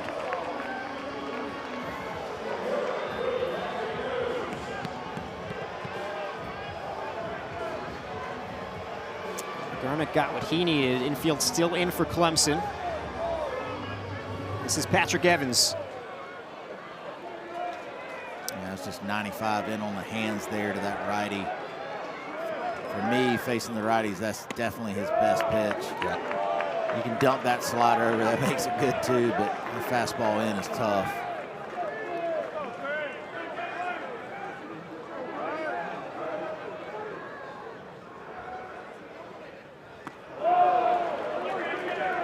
Gurnick ahead 0-2. Evans is 1 for 2. Singled, stole a base, and scored a run in the 3rd. Struck out in the 4th. Set the single season hits record. Florence Darlington Tech last season with 86.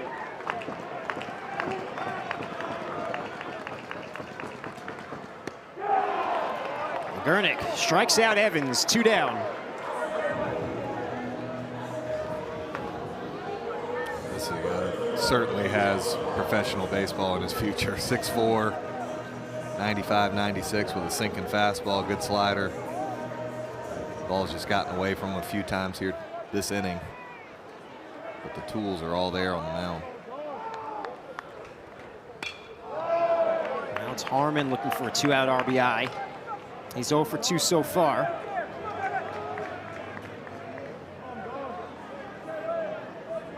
And 222 this season, 1 homer and 3 driven in.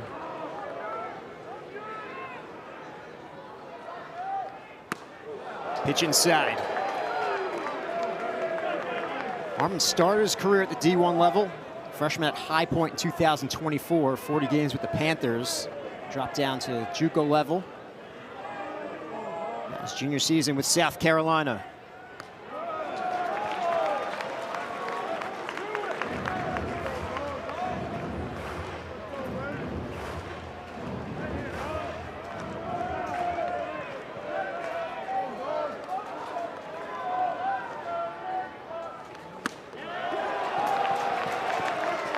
Three and one.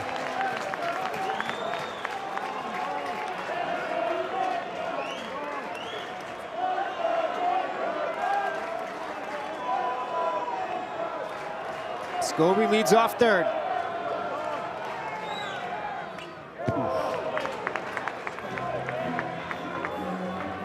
Good hack right there from Dawson Harmon. 3-1 count. Got his fastball, he just missed it. 3 balls, 2 strikes, 2 outs here in the bottom of the 6th.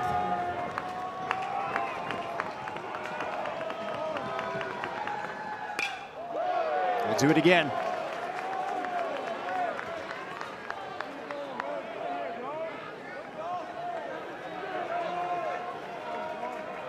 24 homers last season. The College of Central Florida Patriots.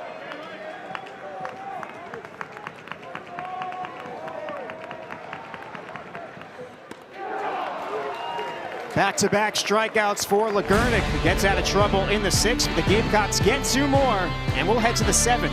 It's 6-0 South Carolina. South Carolina and Clemson. For in-state bragging rights. Lines are drawn between family and friends. So far, Kip, it's all Carolina. They lead 6-0 behind the pitching of Gunther. 1 pitch, 1 out in the 7th. That's just a great job there. 6-0. Things change a little bit more even than they are when it's 4-0. But this late in the game, it's a good job of trusting his stuff, using his fastball. That pitch is literally just down the middle, sinking at the end, and induces a 1-pitch ground out there to start off the 7th. The efficiency is just what's been amazing. 79 pitches, we're in the 7th. He's got 8 strikeouts, so it's not like he's not striking guys out. I can't think of hardly any, 2-0, 3-0 type counts. It's been strike 1, strike 2. Yep. Boy, and he can steal a strike 2 with that cutter. That's been a really big pitch for him tonight. But you said it, Grayson. I agree with you. I'm not quite sure I remember a better mix of pitches in a long time for a South Carolina pitcher, and obviously credit the execution by Josh Gunther, but LaCroix calling the pitches tonight. What a game he has called.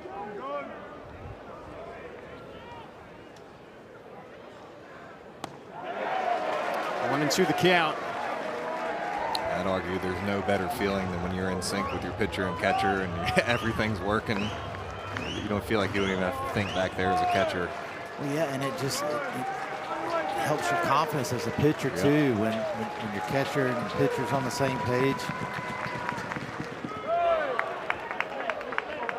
Gerald lays off.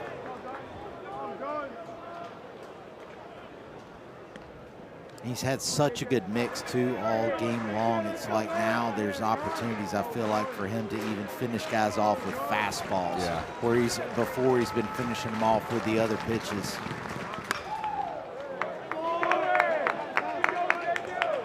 And that's what part of the game where you just have to let it come to you. You may start off guys and finish them off early in the game with certain pitches, and then you can end up switching that up later in the innings. Those would be things we talk about, oh, yeah. You know, pitcher and catcher in between innings. And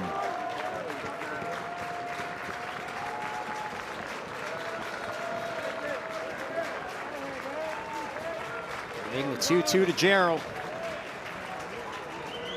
Up high.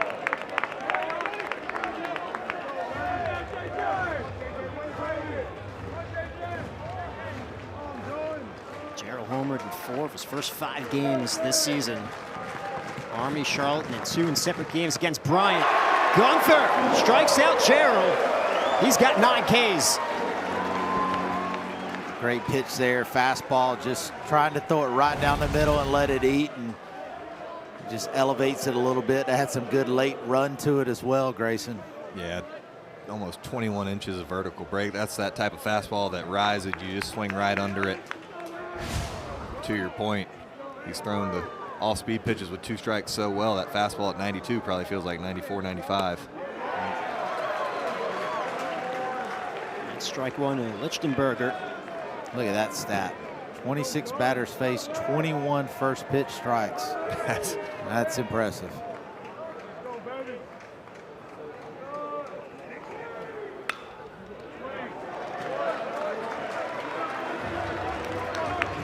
Gunther, with his pitchability, I think as his season goes on, he's going to be able to start even changing speeds with his pitches. Yeah. Like here, I could see him later on in the year maybe even changing speeds with that breaking ball and going right back to it, making it a little bit slower. Yep. He was out in front of that one.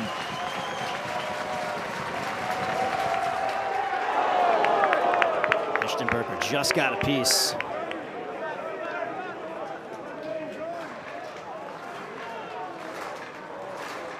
This will be the 90th pitch of the game for Gunther. Fans here at Founders getting behind the right-hander.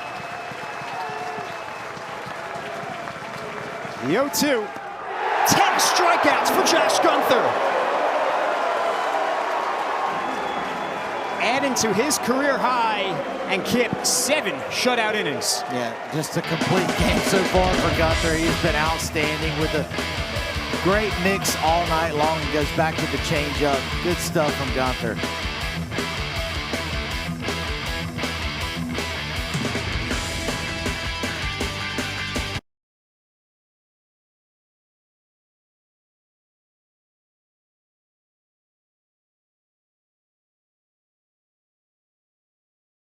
It's here at Founders Park. The Gamecocks lead 6-0. Everyone loves Mr. Sam. That's what I'm talking about. Class of '85. He won a national championship in high school in Thailand in soccer. He was a goalkeeper. That does not surprise me. National champion. He is a national champion. Look at Mr. Sam out there, baby. I've never seen him dance like that. That was big time. That was a new move. I haven't seen that one yet. Normally he's waving that flag, and how he does it, I've watched him do it for 4 or 5 innings straight before. It's pretty impressive. The strongest shoulders in Columbia. No kidding. You know, that's holding me through. I knew I needed something tonight. I went down pregame, had me a little chicken from Mr. Sam. Didn't get to see him, though.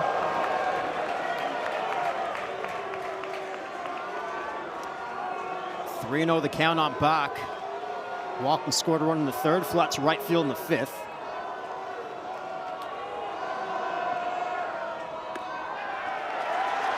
It's a 4-pitch walk.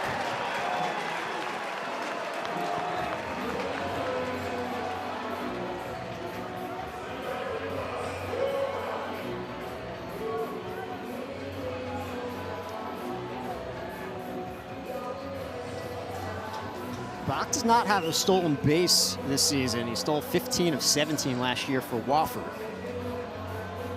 It's tougher to steal on the lefty. Here's Craddock.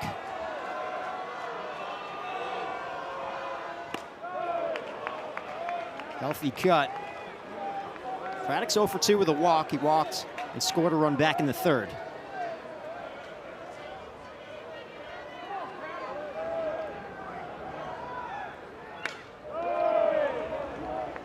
Oh, and 2.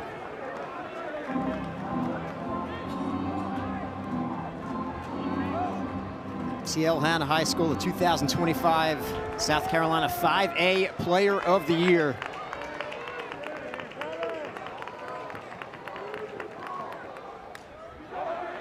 Stays alive. He's rated the #2 shortstop in South Carolina by perfect game. The class of 2025. Grayson, we've seen him at first base this season, but looks like he's found a home now at second. Yeah, he played a lot at second in the fall in the preseason. Holland's coming off the injury and scuffing a little bit early, got some starts at first. Holland's back swinging the bat like we're used to seeing. But we haven't seen, I don't remember hardly any balls hit to Craddock in the Queens game. Haven't seen too many tonight. Obviously has the chops on the infield. Seems like he had more action in that game at first base we saw him. Yeah. Goes the other way. Daly makes the play. Bach back to first.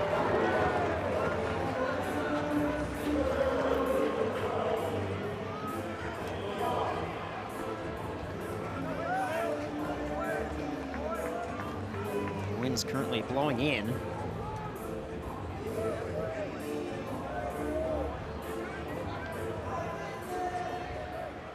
No long balls yet tonight. Still 6 on the board for South Carolina. 1 on, 1 down for Lozama.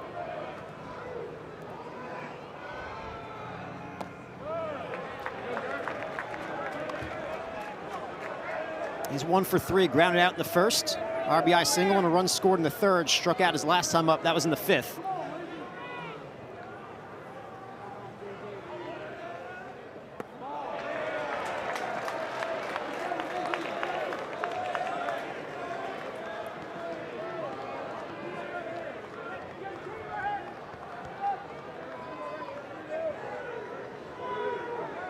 The count on the left fielder. 2-1. Really like the way Lozama's looked in the box tonight. His first at bat, grounded out to first, but he hit a couple balls hard foul. Got the big 2 RBI single up the middle. Starting to look more comfortable in the box.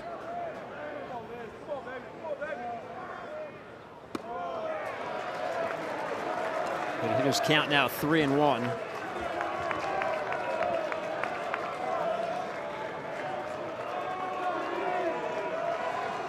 Coach Ranieri told us before the season he's shown a propensity being able to hit good pitching. Fouls that one off.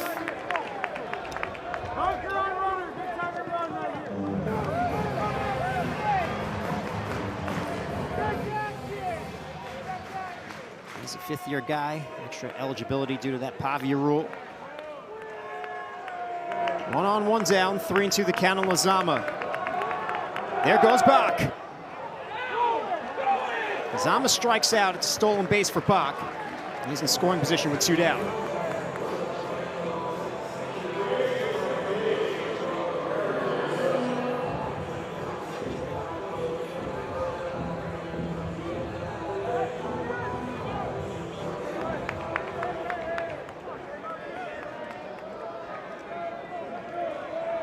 Two-out RBI opportunity for Aaron Jamison.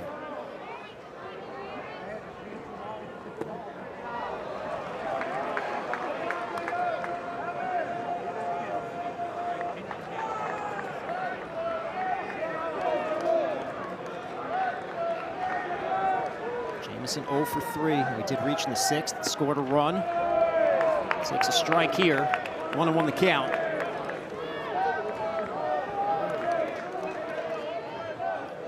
Been platooning him, Grayson, with some other guys, but allowing him to hit left on left. Yeah, we've been seeing Uhas in there as he taps out one to short. The throw's high and it gets away. Bach scores.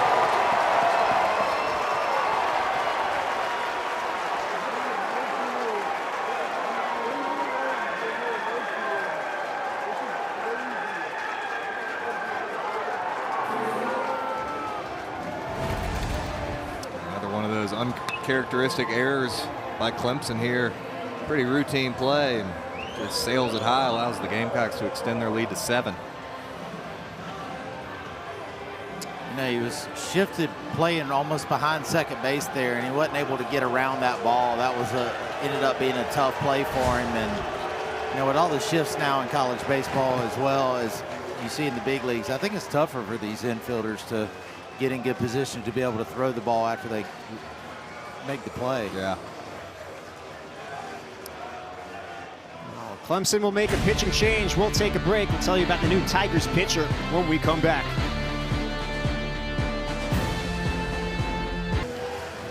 Gamecocks lead 7-0. Here's our broadcast partner, Kip Bachnight, getting inducted into the College Baseball Hall of Fame alongside his former head coach, Ray Tanner. It was earlier in February in Overland Park, Kansas.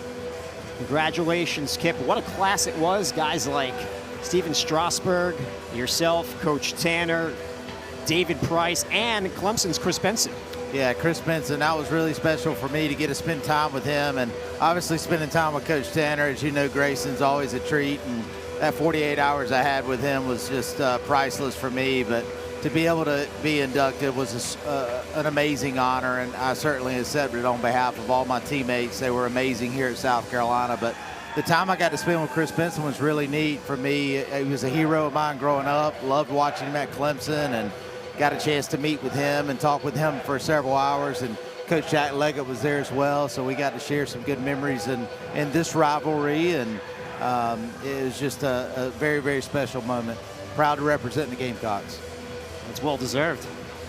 Well, you know, it's Michael Jordan said it best: individual accolades come when your team is successful. And I was very fortunate to be a part of a lot of great teams here at South Carolina, and you know, and learning from Coach Tanner and all of our other coaches, Coach Myers, my pitching coach, and Coach Toman, our recruiting coordinator, Coach Lake. I mean, it's just an amazing opportunity for me to be around world-class people and great coaches. Numbers are on the wall, both you and Coach Tanner. Now your names are etched in the Hall of Fame. 1 on, 2 down for LeCroy. Pitch is high. New pitcher on the mound, Nathan Dvorsky, of Suwanee, Georgia.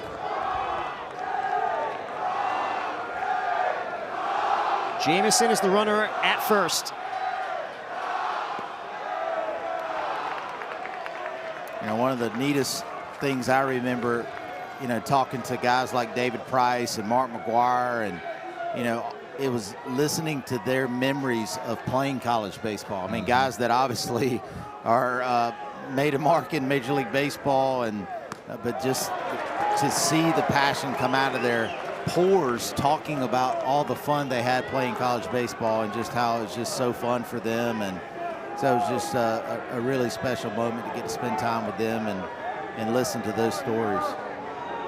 I can tell you, as a kid from Columbia, going to Sarge Fry every weekend, you and Coach Tanner were like gods in Columbia as a baseball fan as LeCroy flies out the left. But very, very deserved honor, of course. Gamecocks tack on another run, and we'll head to the 8th. It's 7-0 Carolina. Thursday night is over, Grayson, but it was a career night. Yeah, I mean, he earned himself instant legendary status here in Columbia with his effort tonight. 7 scoreless innings, 1 walk, 10 strikeouts. Was in command from pitch 1 to pitch 90. The pitch mix was phenomenal. Showed a little bit of everything, and the thing you love to see. Swipes the Carolina on his chest right there. That is an incredible performance from that young man. A little bit of everything, a lot of emotion, and 10 strikeouts, kid. Yeah, and I mean, that's the biggest thing for me is when your team is down a little bit and you need a big outing, there's no one that can control that more than the next starting pitcher. And he just proved that tonight. I mean, he was just incredible all night long. From the very first pitch, he was just locked in, 4-pitch mix, and just what you said it perfectly, Grayson. Legendary status. I mean, he is. He's going to be remembered by Gamecock fans for a long, long time for this victory tonight if South Carolina can hold on to win. Now the Gamecocks will turn it over to Alex Valentin, He's going to be 90 to 94 with his fastball. He's got a slider and a changeup as well. He's been really good for South Carolina so far this season.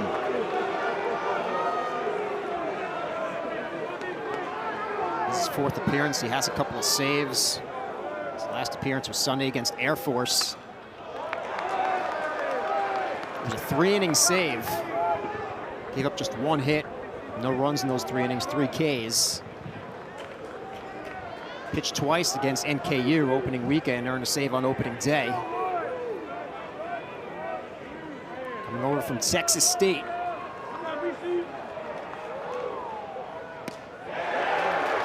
A shimmy and a strike. 1-2 the count.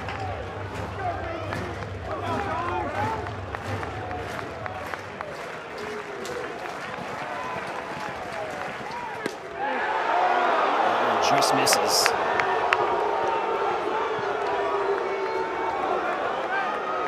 I think we're seeing back-to-back, probably South Carolina's 2 most confident pitchers on the mound. I was thinking the same thing. But you know, yeah, it's there's something to that. I think you've got to believe in yourself and be confident out there. And Valentin definitely is not afraid to show it. Oh yeah, I think it goes back to that word fearless. Neither of these guys have shown any fear this year. Gunther didn't have his best stuff against Army, gave up some runs, comes back out, gets his first start on a Friday night against your rival, and does what he does tonight. Valentin describes himself as someone that people hate to play against but love to play with.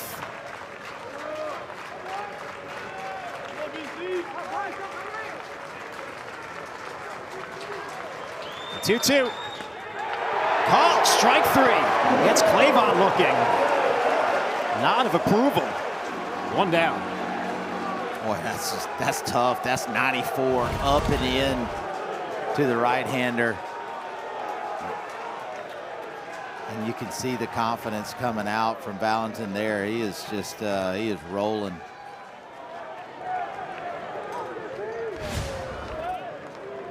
His passion really comes through.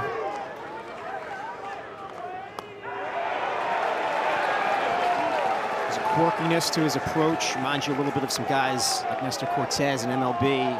Valentin says he does it, that shimmy, for timing, not because he was inspired by anyone. Got a ton of attention last season when they knocked off A&M in College Station. He was pitching for Texas State. 5 Ks and 4 2/3 against the Aggies and earned the win, and videos of his performance were all over social media. Talks to himself, fires up the crowd, does so intentionally. Believes if you beat your opponents up mentally before you get to them physically, it becomes impossible for them to ever catch up.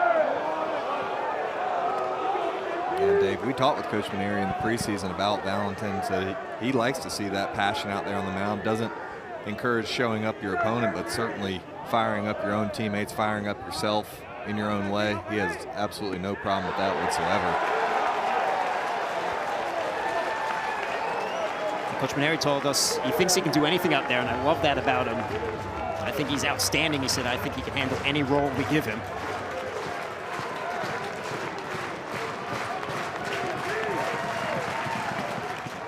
Got him. Back-to-back strikeouts for Valentin.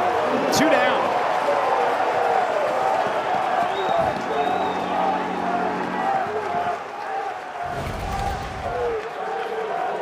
It's tough when you're throwing the fastball in at 94 and then come back with the backdoor breaker there.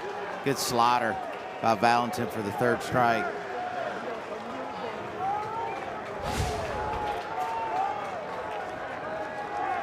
Now it's McClatty.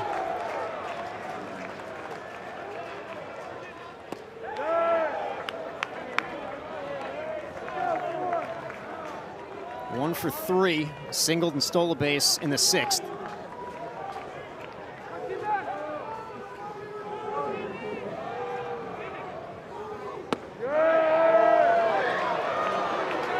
McClatty's numbers up this season, playing with a lot more confidence. Bakich told me before the game he doesn't have to check the lineup card every day. He's earned it, knows he's going to be in there, and that's helped.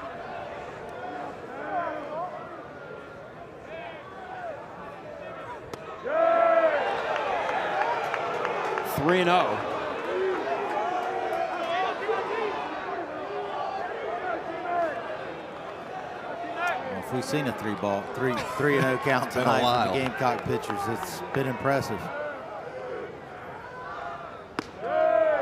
It's a 4-pitch walk, so 2-out walk for McClatty. When you look at the hit column, Gamecock's only 4 hits tonight, scored 7 runs.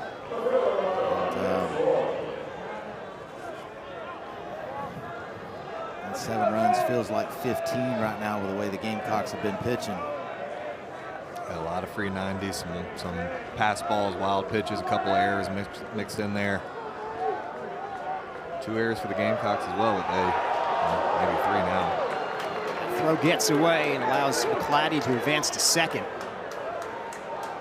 So he's in scoring position with 2 down.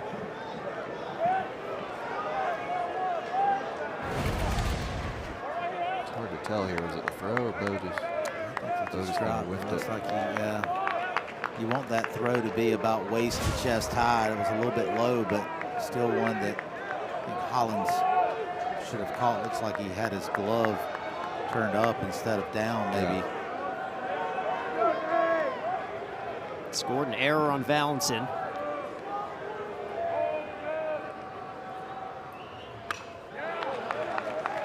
Savoy fouls that back. Their leading hitter coming into tonight, he's 0 for 3.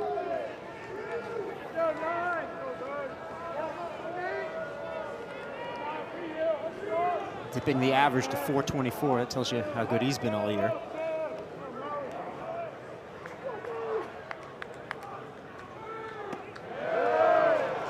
One and one the count on Savoy.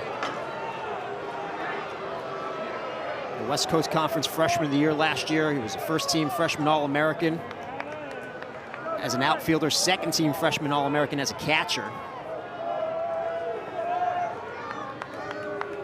20 homers for the Lions. Loyola Marymount.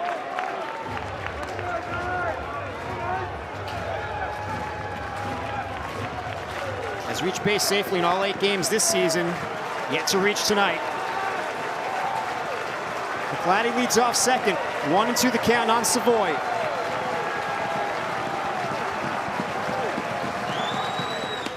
Valentin strikes at the side. Oh, he's quickly becoming a fan favorite here at Founders Park. I just love to see the emotion there from Valentin. Great pitch mix. Finishes him off with a slider, looks like on the inside corner. Valentin's pumped up. Gamecocks are pumped up. They lead 7-0 going to the bottom of the 8th.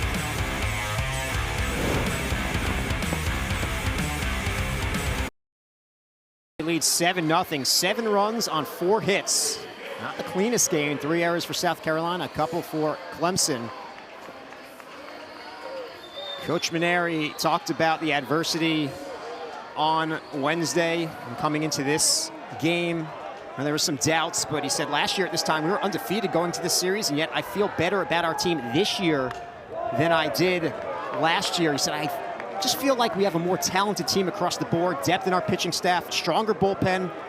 When we're swinging the bats well, we have a good offensive team, just sometimes fluctuates, but hopefully we'll show our best this weekend. So far, the kit they have. Yeah, they have, and I think that shows obviously the longevity with Coach Maneri and a Hall of Fame career he's had, and he knows it's a long season, and I'm sure it was some tough conversations after Wednesday night, but boy, did he get his team to respond tonight. They haven't played clean and perfect, but one thing for me that I feel like has been big tonight is when they had that adversity come out, they've been able to make pitches to get out of that inning, and they've been able to do that. And you're not going to play perfect all the time. And they've picked each other up. They've played good team baseball tonight, and unfortunately for Clemson, they've been kicking around a little bit and been giving up too many free 90s and making some errors of their own.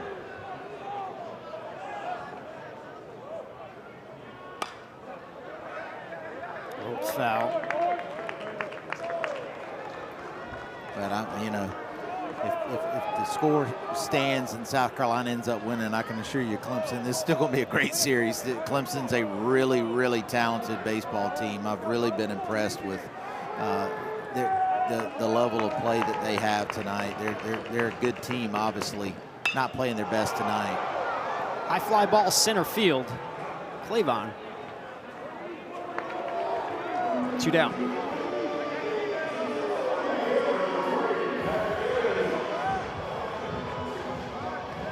They came in 8-0, ranked number 15 for a reason. Just another example of baseball's tough. It's tough to win every game. I mean, you're facing good competition, whether it's out of conference or even midweek. You see really good teams lose all the time. Morski off the mound. It's a 1-2-3 bottom of the 8th, and we'll head to the 9th. Last chance for Clemson. They trail 7-0.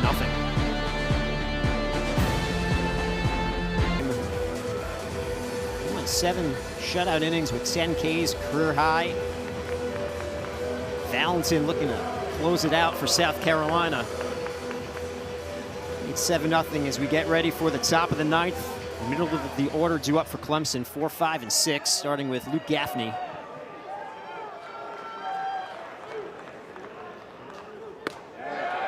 First pitch strike from Valentin. Gaffney's 1 for 2. He's been on base twice. Walked in the 2nd, singled in the 4th, flew out to left field in the 6th.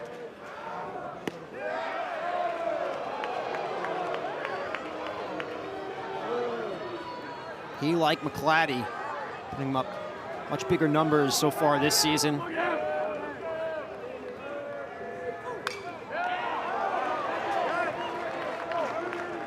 I love it. I love watching Valentin. I mean, he is competing against himself out there. Oh, yeah. I mean, he's mad at that pitch right there. He missed his spot. He's doing self-talk. Yeah, I love it.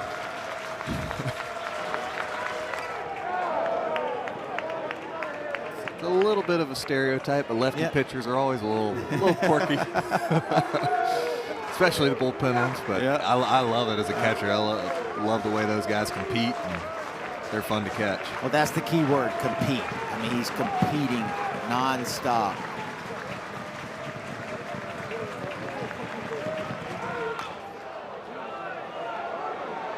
Valentin off the mound, makes the play, throws out Gaffney. I love seeing that. Another PFP action there, right there, Grayson. That's very athletic play by Valentin. Like a shortstop there with a nice little 3/4 arm slot throw. Doing a good job of turning his body, going glove side, and making the play. He's a good athlete. He played quarterback in high school. Yeah, I could see it. And I mean, it's a great example to talk about on air. It's, you know, these kids, they need to play multiple sports. Not surprising at all that he was a football player. We're gonna have our first pinch hitter of the game. This is Jay Dillard pinch hitting for Ty Daly. Daly was 0 for 3 with 3 Ks, so Dillard gets the opportunity here in the 9th. That was a much more difficult play as a left-handed pitcher righty. It's obviously your open side. You field it, shuffle, and throw. Good job by Valentin, turning his back to the first baseman to collect, spin, and make an accurate throw.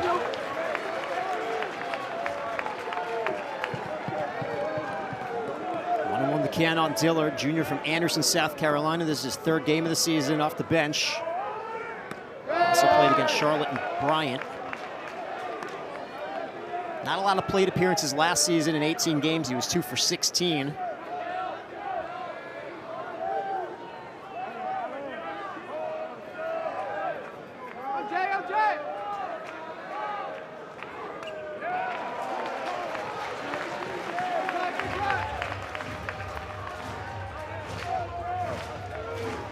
He's out of TL Hanna, same high school as Will Craddock.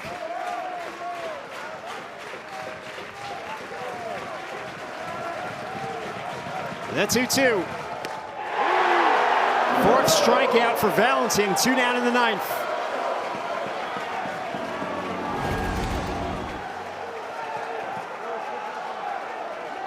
His fastball, I mean, that's up to 90. Seen him up to 95. That was 94. Spin rate 24.69. That's pretty impressive. Very impressive. It's just been a master class in pitching for the 2 stars for the Gamecocks here tonight, with 1 out to go to finish this one off. Looking for a 1-2-3 ninth. Here's Crichton. Strike one.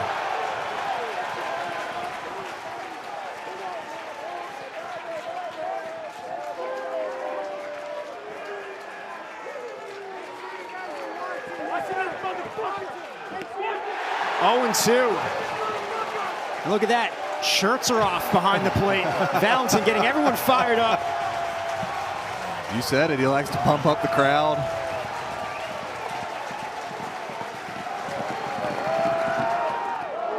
Crichton lays off. Kip, I thought he was coming with a heater. I did too. I can't believe he didn't throw a fastball there. Maybe that was a mental game he was playing with the hitter. I know it. Brought the excitement back to Founders Park. The 1-2. He strikes out Crichton. 10 strikeouts for Gunther, 5 for Valentin, 15 strikeouts from South Carolina pitching, and they shut out Clemson. Well, I tell you, the South Carolina pitchers tonight, just incredible. Valentin picked up right where Gunther left off. 15 strikeouts, just an incredible night. Big win for the Gamecocks, Dave. It goes down in the books as a shutout victory. The first win against Clemson since 2023. The first shutout win against the Tigers since 2017. 7 runs on 4 hits, 3 errors for the Gamecocks. No runs, 3 hits, 2 errors for the Tigers. Grayson, there wasn't a ton of offense despite the 7 runs on the board from South Carolina. Just 7 combined hits between the two. But pitching controlled the night, and it came from the Gamecocks. Pitching it starts and ends with pitching. Josh Gunther, Alex Valentin completely dominated this game from start to finish. Exactly what South Carolina needed after what happened on Wednesday. Very easily could have hung their head coming into tonight against a top team. They came out here and dominated from the very beginning. Another look at the final out. And this team who faced a lot of adversity coming into tonight after what happened Wednesday night. Kip, you couldn't have written a better response. No, you couldn't have. And I think Valentin, you're right, Grayson, when he threw that 0-2 slider, I think he wanted just to miss a pitch so he could turn around and get the fans to get excited, get standing up there. But, boy, just a complete performance by the Gamecock pitchers tonight. Gunther and Valentin, just incredible. Big.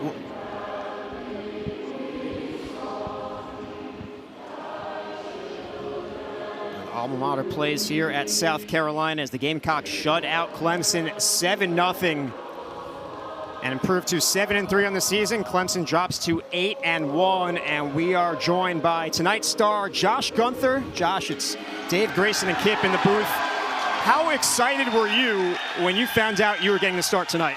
Yeah, it was awesome. I mean, that's why I came here. They gave me the opportunity to build up in the fall and preseason to started out in the bullpen, and then they gave me this opportunity. You know, it's a big rivalry. I've played Clemson for 2 years now. This is the 3rd year, and I was so excited to get this opportunity to go out and just play the game I love. Josh, congratulations. What stood out to me was how well you mixed all of your pitches. Was that a part of the game plan yourself, Talmadge, and Coach Rooney had going into this game? Yeah, you know, after Army, you know, that was a tough outing for me. I was kind of spraying at everything. And, you know, this week, we've been working on just being mentally prepared, you know, working in and out.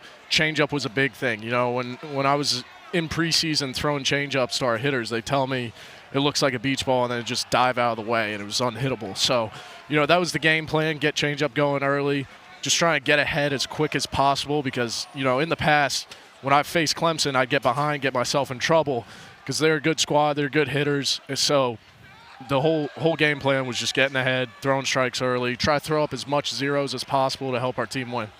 Yeah, Josh, really great night tonight. Really happy for you. Proud of you, young man. You did an awesome job beating Clemson. And you talked about the mental game and the mental approach. And I just, watching you from the very first pitch, you had a lot of first pitch strikes tonight. Probably did it about 88 to 90% of the time. But talk a little bit about that mental approach and anything different on the pregame or with a big game tonight.